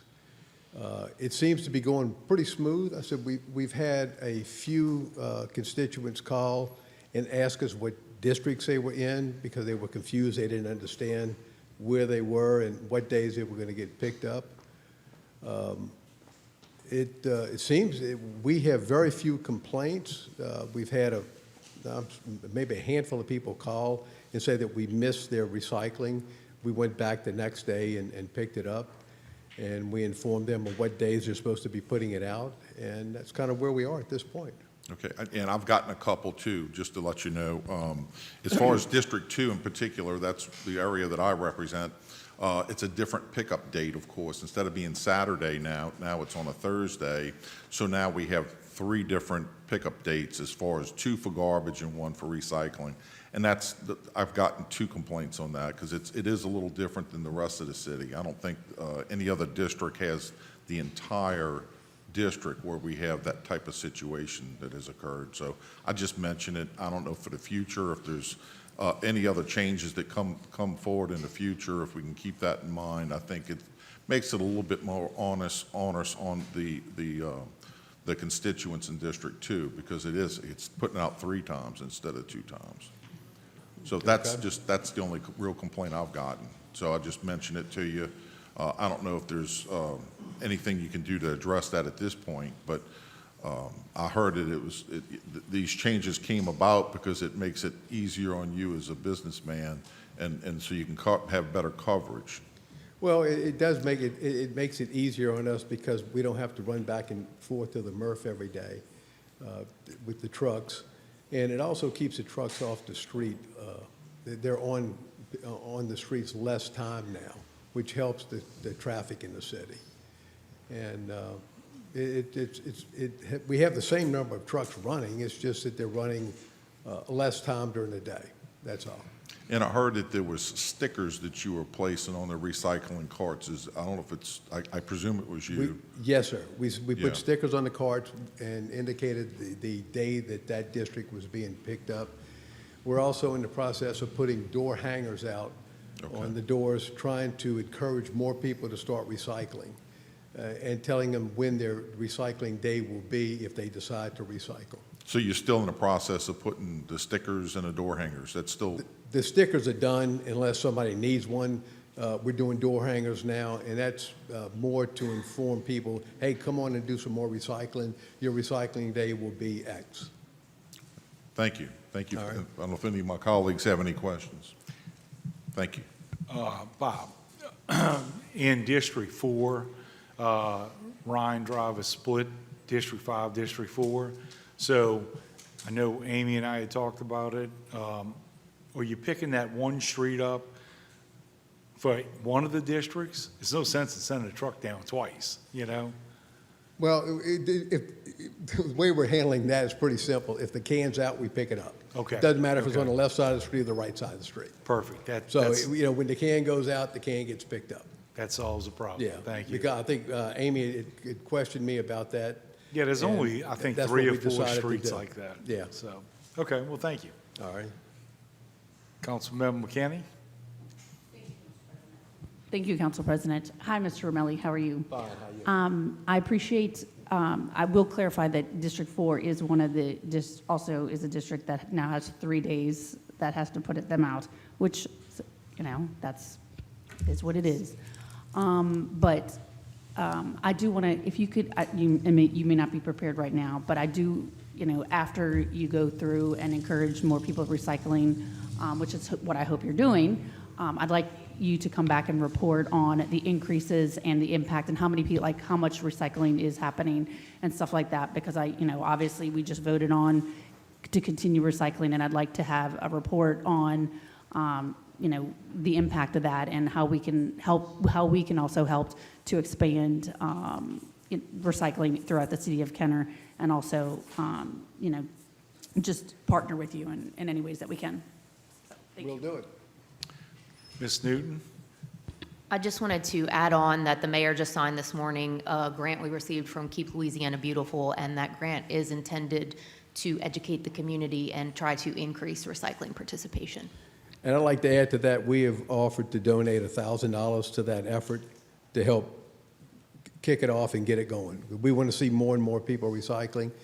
And something that we have kind of got in our back pocket that we haven't brought up yet is that we're working to maybe to try to bring glass into Kenner so that we can start recycling glass. We don't know if it would be citywide or it'd just be at the drop site, but we're working on trying to get that working out to help improve the recycling, to try to get stuff from going to landfill, because glass is real heavy and that adds to y'all's cost. So we're trying to, and we got somebody that might want to help us do some recycling on it. But that's down in the future. It's not right now. And Bob, I know that District 4 is the #1 recycling district because I pushed the hell out of it back in the day. And so, Christy, you need to add some more people. Okay, we will. Thank you, Bob. All right, thank you. All right, I had one other thing I was going to ask, not you, Bob, the chief, on the flock cameras. Basically, they had a person on social media, obviously, saying that his rights are violated by flock cameras. And I didn't respond because I didn't want to get in trouble, you know, because I was getting ready to tell him something that I probably shouldn't. But I think we need more flock cameras. So I just want to let you know that.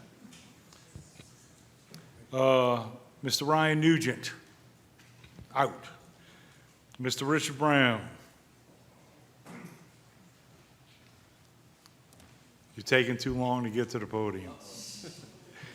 You got 3 minutes. Should have sat closer this time. Thank you, Mr. President. Richard Brown, 824 Sessions Lane in District 4. First off, I want to echo what everybody else has said about Jose Gonzalez. I've known him for years, have followed him. He's done an awesome job for the city of Kenner, for Jefferson Parish. I think we maybe served together briefly on the New Orleans Safety Council or something, but he's a man whose heart is in the right place. He knows just about everything there is to know about everything that has to do with Kenner. And Jose, I don't know if you're actually retiring or not. I hope not. If you are, I wish you the best. But I really hope you stay with us longer, that you keep doing what you're doing. Another comment I want to make, shifting gears. I agree with George Brannigan. I hope the council will request an attorney general's opinion regarding the Kenner nominees for the New Orleans Aviation Board. I'm very familiar with the charter. I've served on a charter review committee. I'm aware of the provision that says the mayor shall make all appointments to boards and commissions, committees, but I think that applies to City of Kenner committees, not to a committee in Baton Rouge or Jackson, Mississippi or New York or the City of New Orleans. But aside from that, even if it did, this is not an appointment.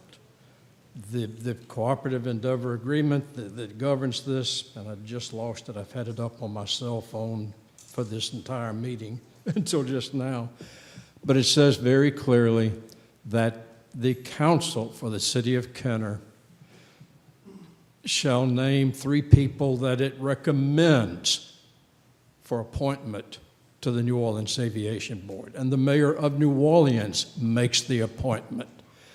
You're not even making a nominee. You are suggesting names. It says that the council for the city of Kenner shall suggest 3 names. This has been a problem for years. I first became aware of it 10 years ago when Ben Zahn was first elected mayor in a special election. The issue of the Kenner's appointee or person on the aviation board came up. This was when he and I were on very good terms. This was before he tried to have me arrested. And we had something like 400 text messages back and forth. He called me about it because Kenner's appointee had resigned, or Kenner's person on the board had resigned. And Ben found out what he wanted to do, he may not be able to do. There was a problem with the council.